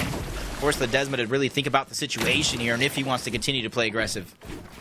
Looks like the answer is yes. He's going to try and continue, but Amplify going to be able to do enough, but not enough, though. Ledesma gets right in the face. Has to be careful. There's players nearby. But it does look like that player nearby, Roxanne, is just going to walk away. Doesn't really care. And now we're looking at another one. You see her able to get Vine. And just going to walk away from that player that was right next to him. Just choosing wisely. You know, he's getting a little nervous right now, missing a couple of shots. Pollo is the other player that's there that they don't necessarily know Pollo is there. I feel like Pollo's been sneaking around the top of these buildings, really trying to keep his position unknown so that way he has a huge advantage in the fight. And I felt like he might have been sneaking up on Dorito there. But Dash, second place. Already got 1 elimination. Placement points already creeping in. Dash, he's on a run here to try to creep up. Is at least a good amount of money. I think it's like $300 difference for Dash to grab if he moves up to second place. It's a significant amount of money. I will look and tell you exactly what it could be. Second is $1,500. Third is $1,200. So moving up that gap, so it's probably worth it. We do see our second place player, Ken, is going to just be hanging out now. He's got really no reason to leave this area at the moment. Not at all. Zone's pulling this way. He's pretty much in the middle. And this tower is a great position. If he goes up a couple of blocks, he's going to be able to see most of the zone from this area. So absolutely no reason to move. As Dorito returned to the scene of the crime, you can see that he was able to get the NPC boss, get the mythic. You got to imagine the medallion is in there as well. And so for him, now that he has the loadout and the loot that he wants, it's just about getting those resources. With the early game skirmishes, even though he doesn't have an elimination just yet, you got to imagine he does have some damage when it comes to Storm Surge. Now it's just about padding that stat. Looks like Dorito's trying to pad some of those elims himself. Looking to get engaged on Faith. Now decides it's not worth it, though. Oh, wait, no, it goes back. All right. Don't know what's going on here. Very indecisive from Dorito, going back and forth. Don't know whether or not they want to actually take the fight or just walk on out of here. Okay, no, he just wants the extra hills, the big pots. See what's left behind. It is on the outskirts of the zone, or at least the edge of the zone, so in theory, a lot of players traveling from the western side are going to have to go through him if they do want to find some safety inside of the zone. Dorito really not having to worry about much. Free fishing, instant fishing, thanks to those EMP grenades. I didn't know that. That's a neat trick, right? yeah. That's cool. I like that. Look at all the fish. Hey, you can quickly. It looks like just. Oh no, shieldfish spawn too. Yeah, a little bit of everything. I actually saw a short not too long ago. It's the only reason why I know that. I need to get on that grind. Need to figure out all those little strats. Yep, I'm waiting for the educational series from SBG so I can get better at Fortnite. Oh, once tourneys start, you know those VOD review contents are coming all over. I need all I can get in terms of help. But Desmond may not need the same amount of help as me, though. 82 points, he's looking good. Options there, but he's choosing to keep the big pot and the med kits, which we already discussed. I think you've kind of turned my thought process around, so I do agree with the loadout choice. You see, Ken really hasn't moved yet. Has no need to. Just chilling. And that's the thing, too. With the zone moving, even though Ken, it's a little bit easier because he did get the forecast tower. You know, it's easy to think that you have to rotate in some of these zones. But we've seen it time and time again. Zones will pull one direction, then immediately try and pull back. So it's just all about, you know, your knowledge, your experience within Fortnite. And obviously just making a decision and sticking with it. And it's constantly trying to weigh, is it worth moving? Because a lot of times if you're already in zone, it's not worth the effort to move from your position to a different position. Especially like I mentioned earlier, where Ken is probably one of the best positions already in the game, and he likely won't have to move for several zones now. So he is chilling. Kind of just has to hope Yasir goes down, then make something special. We're going to see who goes for this Rift Island here in a moment. If I'm Ken, I'm probably not doing it because there's very little chance that I'm able to make up that ground, and I'd rather secure this second place versus try and play for first, which is very far away. But what are you doing here, Jacob? I think I got to agree with you. Maybe not risk Rift Island, but maybe that's also why I never won a cup. You know, it's a 41-point difference between Ken and Yasir right now. So in theory, if he did capture that Rift Island almost uncontested, he still needs to make up 26 points. With the way Yasir has been playing, you're almost betting on him just kind of going down, getting eliminated, and I don't think that's a possibility. I don't think that's going to happen with Yasir unless he just wants to go for some sort of record in terms of eliminations. Yeah. He might be. You never know. But Dash also still trying to make this happen. Dash is like the opposite side, where Yasir is going for maybe a record-breaking day. Dash is trying to stay away from everybody and just chill out here all the way on the outskirts, hope nobody tries to engage him. For as late into a tournament as we are, I would have expected to see players play more aggressively. I was thinking the same. Yeah, to still have 67 up at this moment in the last game is way more than I would have guessed going into the match. I think it has to do with a little bit of the beauty of the format, you know, because typically in you know, some of our cups that we do have out in the world of Fortnite, you know, it's top 3 and then everybody else gets the same money. You know, PlayStation, I think, has taken it above and beyond to say every single one of your placements at a certain level. I know there's groupings towards the tail end, but every single one of your placements, you get rewarded more and more and more, obviously with first place being the lion's share. And I think that's a huge impact of the aggressive state of this lobby, or I should say the lack of aggression here in Game 6.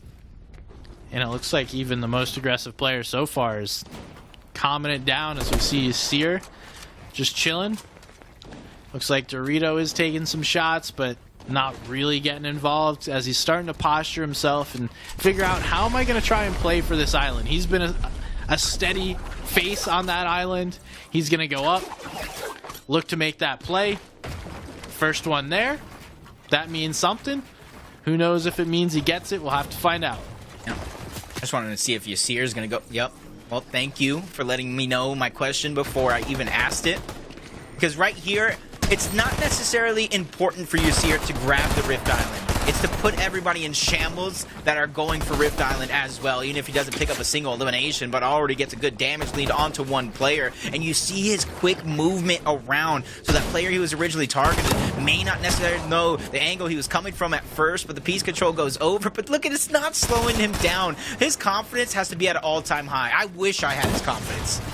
Oh, the quick box almost gets that player. You see her, though, still chasing the C-Limb. Plasmafy is going to go down. That's another one there for Yasir. Now he's got to fight for this Rift Island POI. It's actually too late, though, as Dorito's able to claim it. And that's a big one for Dorito. That now puts him in contention for that second place spot. I'm trying to do quick maths, right? So that's about 92 points. Depending on where Dash is at, and I think last we saw him was around 88. Maybe 89. So yeah, I think Dorito might have just taken away second place with the Rift Island capture. Pollo is still around. For him, it's just about gathering the scraps and staying alive. Pollo has a chance to do something special if he can stay alive. It looks like he put a lot of weight in going for this island, but winds up getting fried on the way up there. Dorito also, he's played super aggressive with like going for shots and stuff, but hasn't necessarily been able to like find that last shot to get an elimination here. We'll see if he's able to pick up Pollo. Yeah, and I think him and Yasir being duo partners, they share very, very similar game plans. I just think Yasir has just been executing that much better. Pollo's bravery, he's still staying around. He already obviously got a med kit due to that leftover loot. Yasir, 3 med kits as well. A lot of them staying on top of the island now. Just waiting for where this next zone goes. You know, then they're going to launch pad off. But make sure you guys follow SBG's #1 rule. Just don't be the first one. Looks like no one wants to fight here up on this island. Everyone just hanging out for the moment. It makes sense, though. Zone's going to pull. It's not really worth it. Dorito waiting for his opportunity. He knows Yasir's up above, but doesn't want to get beamed by either player up here. Yeah, it's tough. It's tough for the players that are below, ready to use the launch pad, versus the ones that have the med kits. They have the luxury to be able to stay. It's just put yourself at a risk no matter what if you use a launch pad. Otherwise, it makes you take the long rotation down the island and around the map to try to get in towards the zone. Here we see the rotate from Dorito. Looks like a player's following him right behind. Looks like that player was Cam that decided to choose that same rotation. Dorito's still got a way to go. So, over these mountains, this is a nightmare zone. I've been waiting for this all day, and at least we finally get it in the last game of the day. We haven't had these, like, nightmare-sized mountains in a while, and now to see this is the highest mountain in the game currently, and players are going to have to figure out how to navigate it. You see Dorito just continuing moving forward. Typically in that house, it's full of so many slurp barrels. We can see that one's looted down to the ground. Just a chance for Dorito to get a couple of pieces of metal. You see him quickly build a cone, just trying to hide into it. Not too many players are located around him, so it really all depends on if they saw him end up in that position, box himself with a cone, because it is built in wood, so they can easily try to target it and get some damage to go through before the fight starts. Our current leader taking a look at where zone is pulling. Looks like we're all going to the north, so this is a tough position and going to be a fun one, although we're not fully going into these mountains, so not as nightmare as possible, but also we're going into a low area with 6 more zones to come, which could easily push this over into this mountainous area. Jake, I'm really just sitting here hoping it has to pull over these mountains and seeing how these players deal with it. Yeah, no, I'm the same. I love a roller coaster of a zone, just seeing like who really has what it takes to think outside of the box and deal with a lot of the pressure. Dorito, I feel like his own goal right here from zone to zone every single time is just get towards the zone and let a lot of these players go down, because he's already done enough to solidify himself second place on the leaderboard in this game. Barring any eliminations from Dash since the last time we did see him. Yeah, I wonder if Dash has been able to pick up a few of those eliminations that he's going to need to push that up, and we do see still at 88 points, so really no placement points have gone through, and everyone that is alive has gotten all the same points, so it really doesn't help Dash that no one has fallen.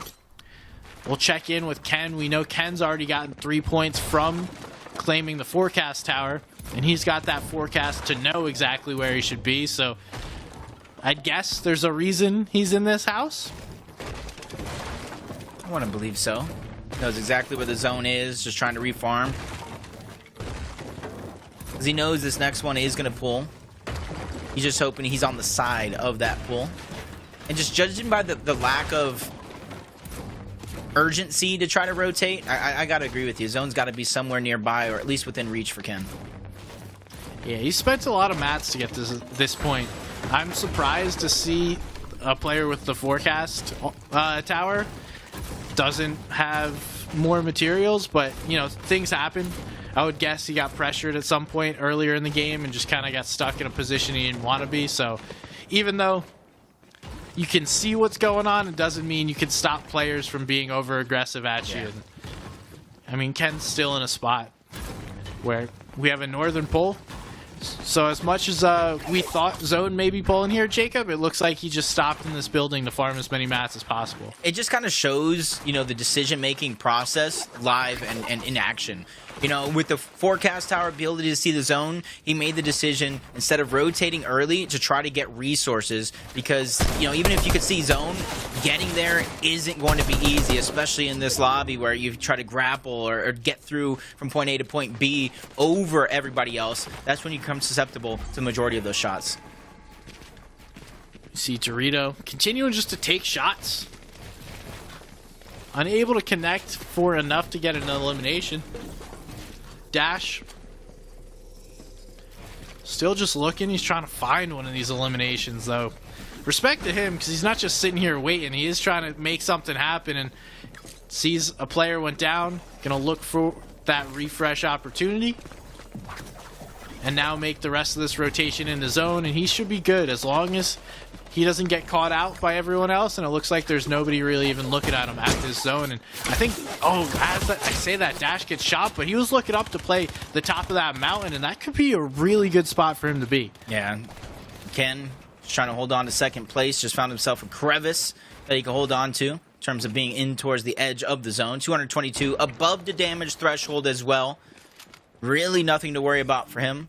But you can see the north side of the zone overall is the dead side. There is not a single player position there, which is a little bit of a nightmare, because the zone pulling south means everybody from start to finish on this next pull is going to be congested together. Yep, and we're going through a big elevation change, it looks like, for those all the way on the eastern side of the zone. So they're going to have to come down from their mountain and join the rest of these players down on the low ground. Ken, though. Ken and Dash still alive. So all of our top three still alive. This is unfortunately not good news for the bottom part of our top 10. There isn't really much room for them to make up, but nonetheless, still good to see these players continuing to have success throughout the rest of these games. You can see that still a bunch of points still left on the board in terms of placement. But even though you're putting yourself in a good position on the leaderboard, collecting those points, not really going down, it still can turn in the blink of an eye if you do get taken down. Dash looking towards the right side, biding his time. I like the switch up of the material, trying to use the wood first, so that way he has the hard mat saved for later. Finally finds his way in towards zone, and once again boxes himself up. It's going to be a game of almost like cat and mouse as we end this last and final game. Seer has won this tournament. Now he's just putting a little bit of cash up on the board, trying to play gatekeeper for these other players. Dolazur actually was one of those players up there that had a chance to make a difference in this last game. So in 5th place going into this game, it looks like he's going to finish no better than 5th place based on what just happened there. Yep. Seer, 2nd place. Can he hold on to our 1st place, with Ken being 2nd place? He's trying to hold on to it. Dash right around the corner. Desma as well. Dozier. Dorito even. still left in this game, still alive, trying to hold on. Lennox is one of them. See Dash on the right side, 90 points, barely above the damage threshold when it comes to Storm Surge. With so many players around, it's not going to take him long to find a target if he does need that damage and finds himself below the threshold. Oh, that's one of the scary moments. You wind up in the box of a player. He's able to quickly get out of there, though.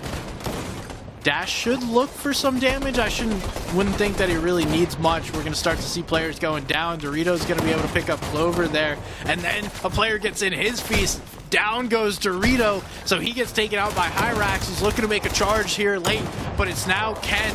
Ken's trying to stay alive. He has no more shield, but he's got enough to make this zone. What can he make happen? Yeah, with Dorito going down, Ken, that's a saving grace. Barely peeking through those builds. Peak control is going to be important for him as he's going through peak through the cone. Zone catching up. It's going to force him to move momentarily. Same for Yasir, but he has far less stress or worries. Look at the map. CR from ATL. He's on ultimate high ground. Dash is trying to go around everybody else, quickly running out of builds. But the high ground, you see the position that's at, 56 points. He's just trying to line his pockets with money here in the last and final moments. Yeah, looking to make it happen. You have to give him credit. He's trying to make whatever he can out of this last game. It's too late. It's not like he has anything left. Getting in the box. He's able to get an elimination there. That's another one from CR from ATL. He's been popping off when he's able to make it this late in games. And there's another elimination. He's going to slow it down. CR from ATL. Going to be looking to get aggressive again. What other players are in his sights? Ooh, that's a big shot from Yasir on the other side. Ken trying to break through. Everything comes crumbling down, but that's not going to slow down Yasir. He's still knocking at the door, trying to make his way in. That player is so slippery. He's getting out. It's going to force Yasir to change targets from one weak opponent to another. He takes one down, and he leads even larger as it continues to grow. But Dash, 94 points. He's trying to catch up to Ken. He is, and Yasir's trying to grab that med kit. It looks like it's been giving him trouble. He does eventually grab it after popping those floppers. Looks like Sobzy is up on the high ground trying to play it. That's a big shot there under Yasir. He's still trying to play for height, though. He doesn't care how much damage he's taking. He's just cranking, and it looks like Sobzy's going to have to give this up, but no. He's going to go for the chop, try and drop down Yasir. If he can hit this shot, that's a win. Down. Oh, no, not down. Nothing goes Yasir. There it is. There's first place out of it. I think Yasir's done enough, but now it's Sobzy trying to push himself up this leaderboard. It's basically Dash versus Ken for second place. If Ken is still alive, Dash is in third, a few points behind. Ken on the other side, the lead ever growing. It's about 8 points between Ken and Dash. This is between $1,500 for that second place prize. This is a loss of about $300 if you come in third. I don't care how you look on it. It's the bragging rights as well for these players that matter so much. Ken just goes down. Dash can secure it. He needs about 10 more points in order to get there. So he needs several more placements or a couple of eliminations. We can see he's not even editing on a player in a cone. He wants to play this safely. He knows what's at stake, and he's just waiting for his opportunity to stay alive. It looked like he was eyeing one player, but he stopped to do a med kit. That forced Dash to continue to move forward. Top 10 we go. A few points behind. Roxanne goes down, but Dash is playing calm, cool, collected. He's as cool as a cucumber right now. Dropped into the box. HP and shield getting drained down. Somehow SMG, though, is the man at the high ground, and Dash literal points away from claiming that second place. He pops his last big, and it looks like the medkit play is going to be here next, but a player tries to get in his box. Dash quickly throws down that wall. Down he goes. Has he done enough? CR from ATL able to take him down. Then Deshawn gets him. That SMG comes in. Now it's a 1v1 versus Cam. Cam, do you have anything left? He's popping bandages right now on the backside of the zone. Now it's the medkit. Another one down. SMG goes in, but Cam sends it right back on out to the lobby. The final game goes to Cam. Yasir, though, with a massive point lead. We know that he took our first place prize, but the question is, SBG, the question we're asking ourselves is, where does everybody else on the leaderboard land? I don't know. It's going to be so close between those like top 5, top 10 spots. There's a lot at stake. That's hundreds of dollars we're talking about. And to see all of those players understand the stakes, especially Dash, you couldn't have played it too much better than he did, making it to that top 5. And also shout out to Cam, having a relatively quiet tournament, but showing up in the last game, 5 eliminations and the victory royale. I wonder how much that has pushed him up the leaderboard. Yeah, every single one of these placings, along along with the groupings at the bottom of the leaderboard, is money. But let's go ahead and congratulate our 6 game winners for the day. We got Reset, we got Dorito, Ledesma's going to win game 4, Zidles, Ken, and Cam is going to round us out for all 6 of our games. And honestly, I'm looking at game 2, I'm looking at game 5, Ken and Dorito. I think those are the ones that are going to have the biggest impact on the leaderboard. Yeah, no repeat winners this entire tournament. We did see several of these players consistently making it to that top 5, so surprised not to see anyone get 2, but that shows you the quality of this lobby. Just consistency is going to be the key of all these guys, and no one able to get more than 1 victory royale. As we have a little wrap up from today, seeing a lot of these elims from all these players, and this last game was so exciting. Yo, throughout the course of this, I already just seen Yasir take down 2 of our top players in that 6th and final game. Dash during his legendary run, was it enough? Even SMG climbing up the leaderboards to claim more money for himself as he took down Deshaun to try to close this one out. But inevitably it came down to the heal off. I like SMG stopping Cam from the full medkit play, but it just wasn't enough. And we're going to start looking at the leaderboard. This is our overall leaderboard. We're going to start from the bottom and work our way up to keep you guys on the tip of your toes. We get to see some of these players that didn't necessarily have a great day, but as we get up and up the leaderboard, again, still, you win $100 just for making it to the finals here. And then just more and more money as we've continued to go up here. Yeah, and our top 60 here went from 100 to 200 bucks each. You know, you're seeing some names here, honestly. I gotta give it to SMG. He closed out that last and final game, and I think that might have been the difference, SBG. That might have been the difference from just a plain old $100 to doubling up in that last game.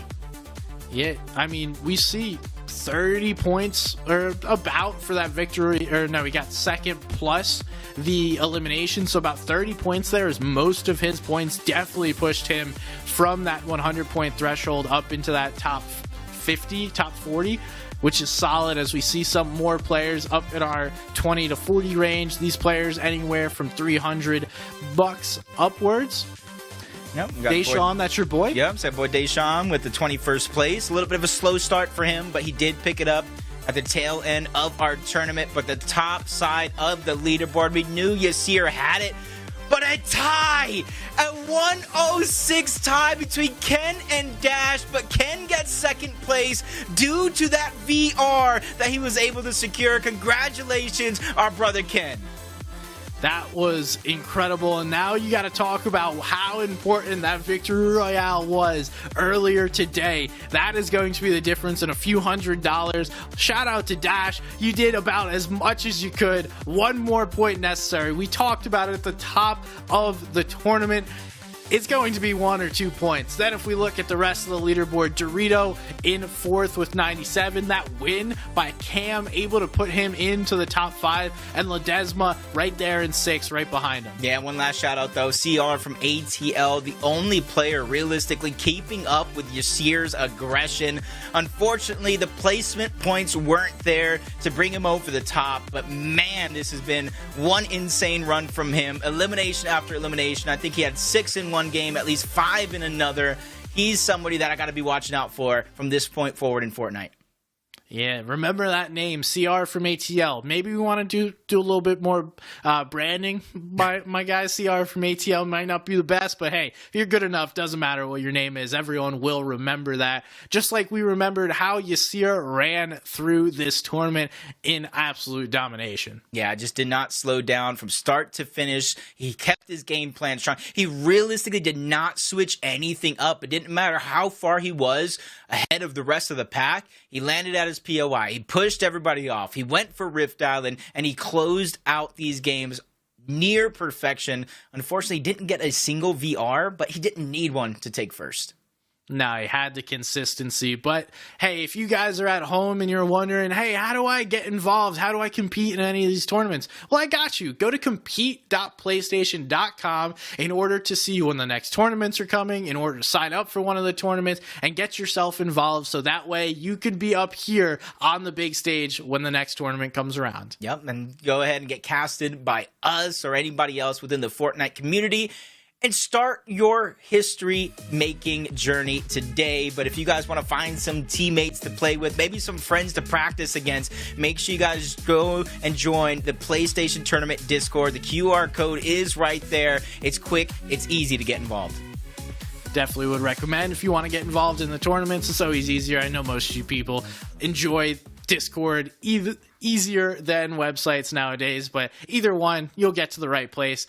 Thank you guys for hanging out and watching. It's been a great day. It's cold here in North America, but the only thing cold in these games was what we saw from Yasir. And Jacob, you know, any final words? Hey, just congratulations this year. I mean, we keep talking about it, but it's hard to be consistent in general in a 6-game format.